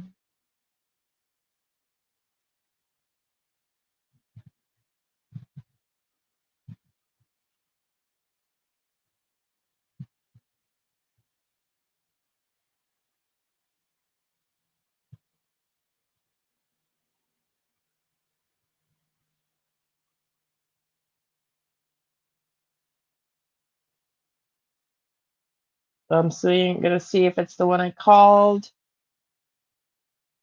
Okay, I'm gonna to report a crime, San Bernardino. 909-384. Okay, I'm gonna call another one as well. I'm gonna mute you while them knowing we're calling the tip line in and no response is insane. Well, this is it. And I'm gonna tell them this time. I'm live on YouTube and we're waiting for you guys to call me back. Okay? And everybody knows you haven't called us back yet. That's what I'm gonna say this time. Hang on, I'm gonna have to take it off speaker here so I can hear my phone call. So this is insane.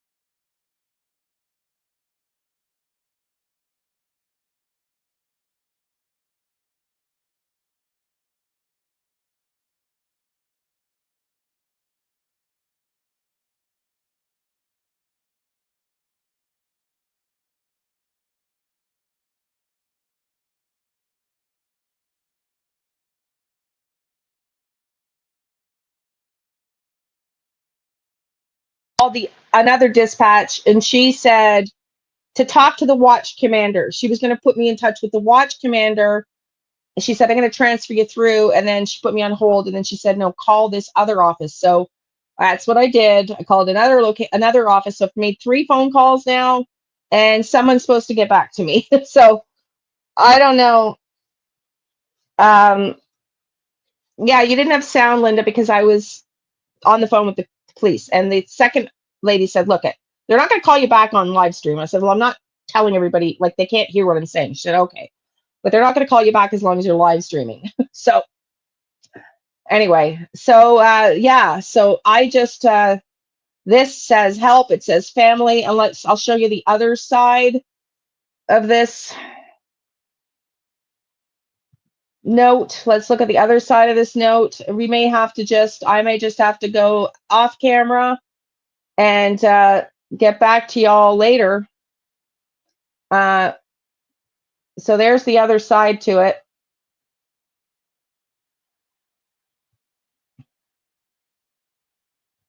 And it's got, let me see if I can zoom in. It's zoomed in as much as I can get it, regrettably, but it's got instructions, and it doesn't seem like they've got this evidence. Doesn't seem like they've got this evidence. Oh boy, oh boy.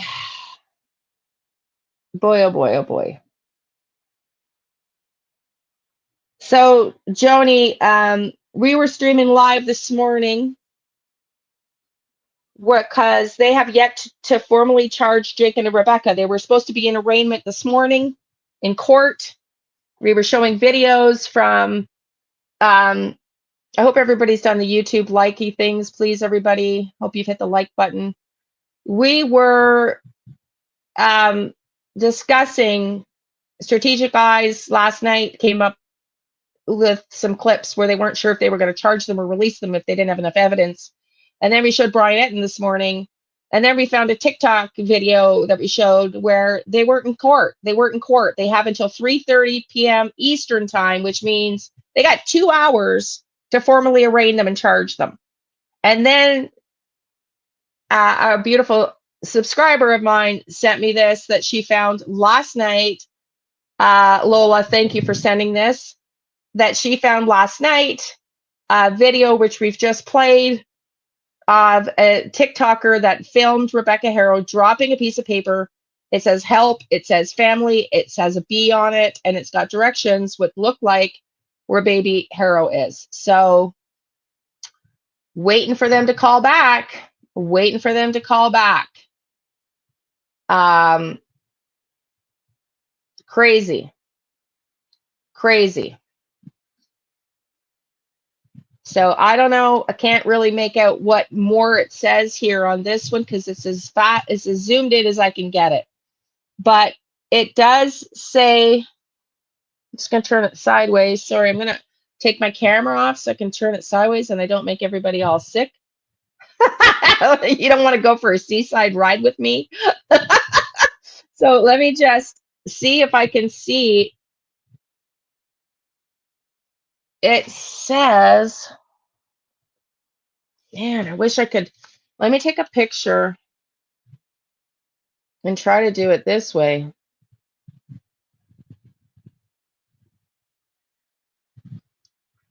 Y'all, I might have to get off live because she's already said, like, we're not going to call you when you're live. So we're going to do this a little bit longer. Let me just see if I can. I'm going to have to take the screen off the back. Can you all see this a little more closely now? Let me just see. There's the note, one side of the note, one side of the note. And you can see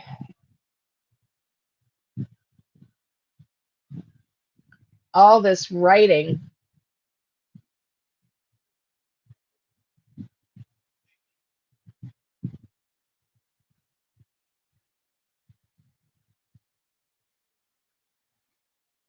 Hang on.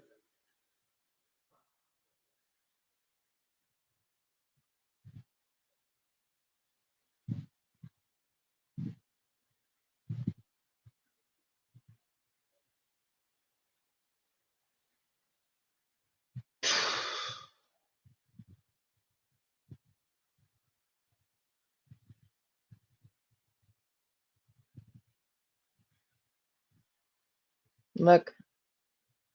Uh-oh, sorry, Lola. Hang on. I don't want anybody to see your...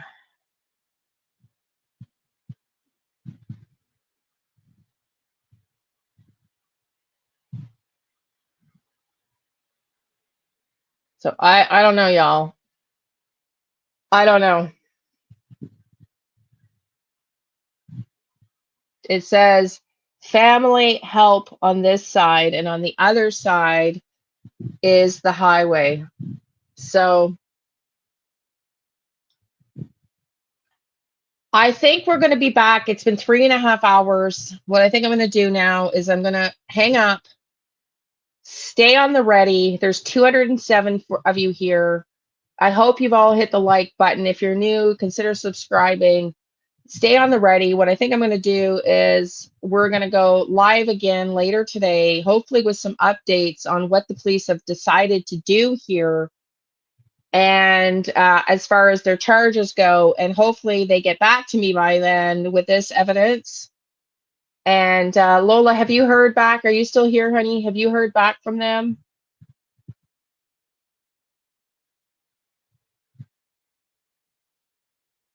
I'm not ready to go with has a word going across the middle. I know.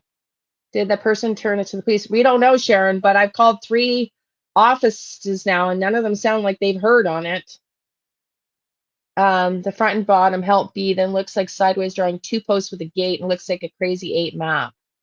You have not heard back either? Okay, so do you guys want to keep looking at this for a few more minutes? It's, you know, you guys are the ones that I'm here for. So, you guys are the ones that I'm here for. I saw in chat it was turned into authorities.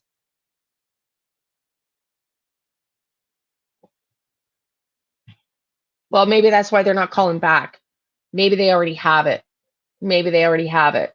You know, no, not help on side with numbers.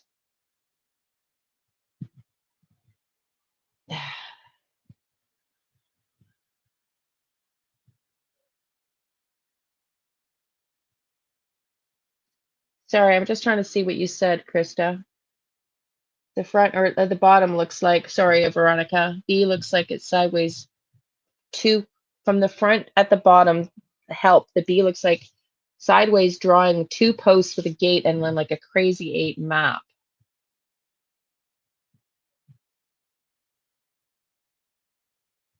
Yeah, we can see the words help, honey. That's the thing. We can definitely see the words help.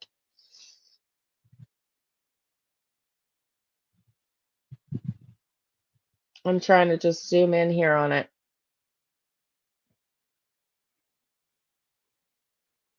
And it's like as zoomed in as I can get it. So you're right. It could be. I mean, listen, they probably, I'm assuming they have it.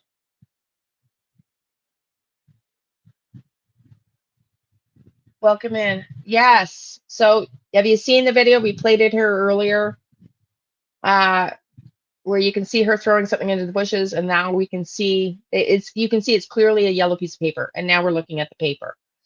And yes, Joni, you're right. Even if someone said you're right, because that's what happens, right? Everybody assumes someone else has done it, and then nothing gets sent in. But they have told me they're not going to call back as long as I'm live. So I think what we're going to do, we've been 3.5 hours here, is I'm going to, Crazy B isn't finished. Yeah, well, I'm wondering if she had to do this in secret, right? Did she have to do this in secret? So it looks crazy because she's scrawling while she's trying to hide. You know, if he's that crazy and possessive and she's that nervous, she's probably, you know, trying to hide, concealing her writing this from him. I don't know. I don't know. But what I think I'm going to do, everybody, because we've been here 3.5 hours, I'm going to stay tuned, click on the notifications. I'm going to go live with an update on whether they called me back. And hopefully by then we've heard whether or not there's charges.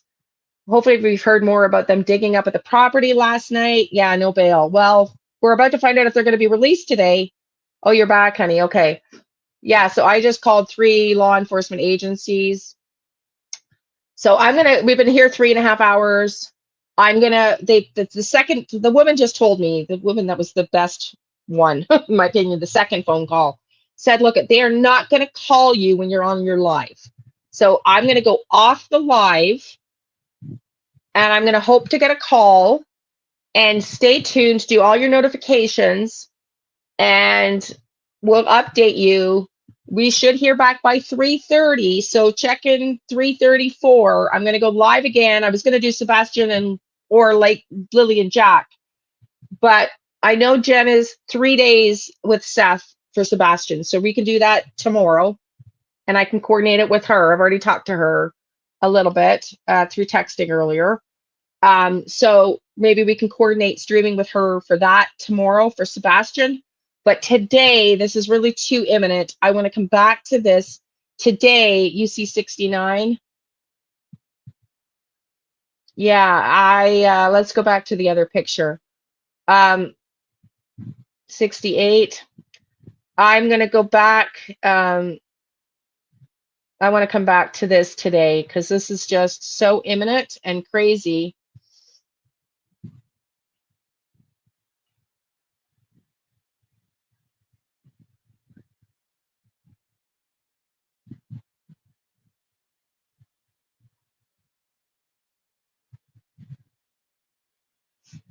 I'm going to go back to one last scene. Thank you, Donna, for sending this too.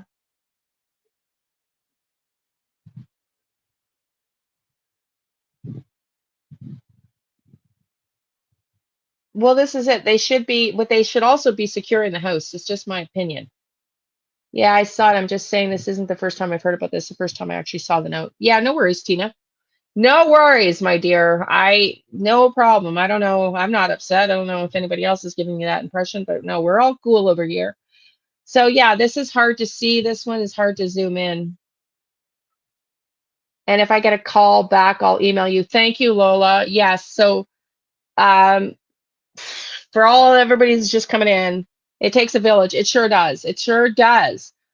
And, things can happen. Like, maybe somebody didn't report it, or maybe they didn't call back, or maybe there's lots of things that could have happened.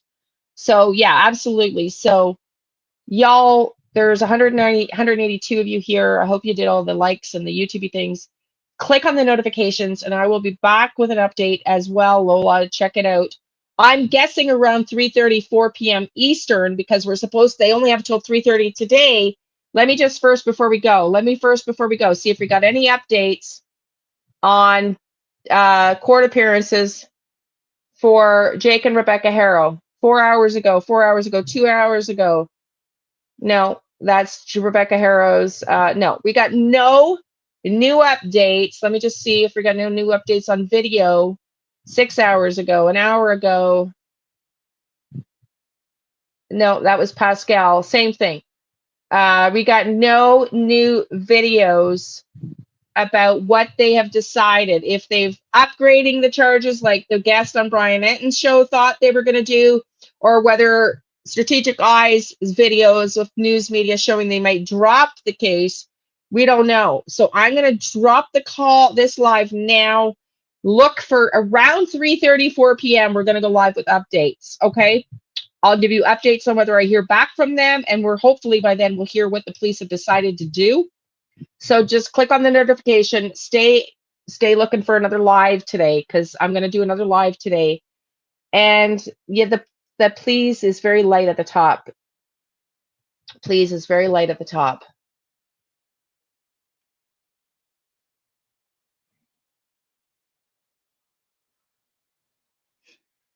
I'm going to look for it off camera a little bit. I'm going to try to zoom in and do my thing off camera to make it clearer for you all. So when I do come back, it'll be more up to date.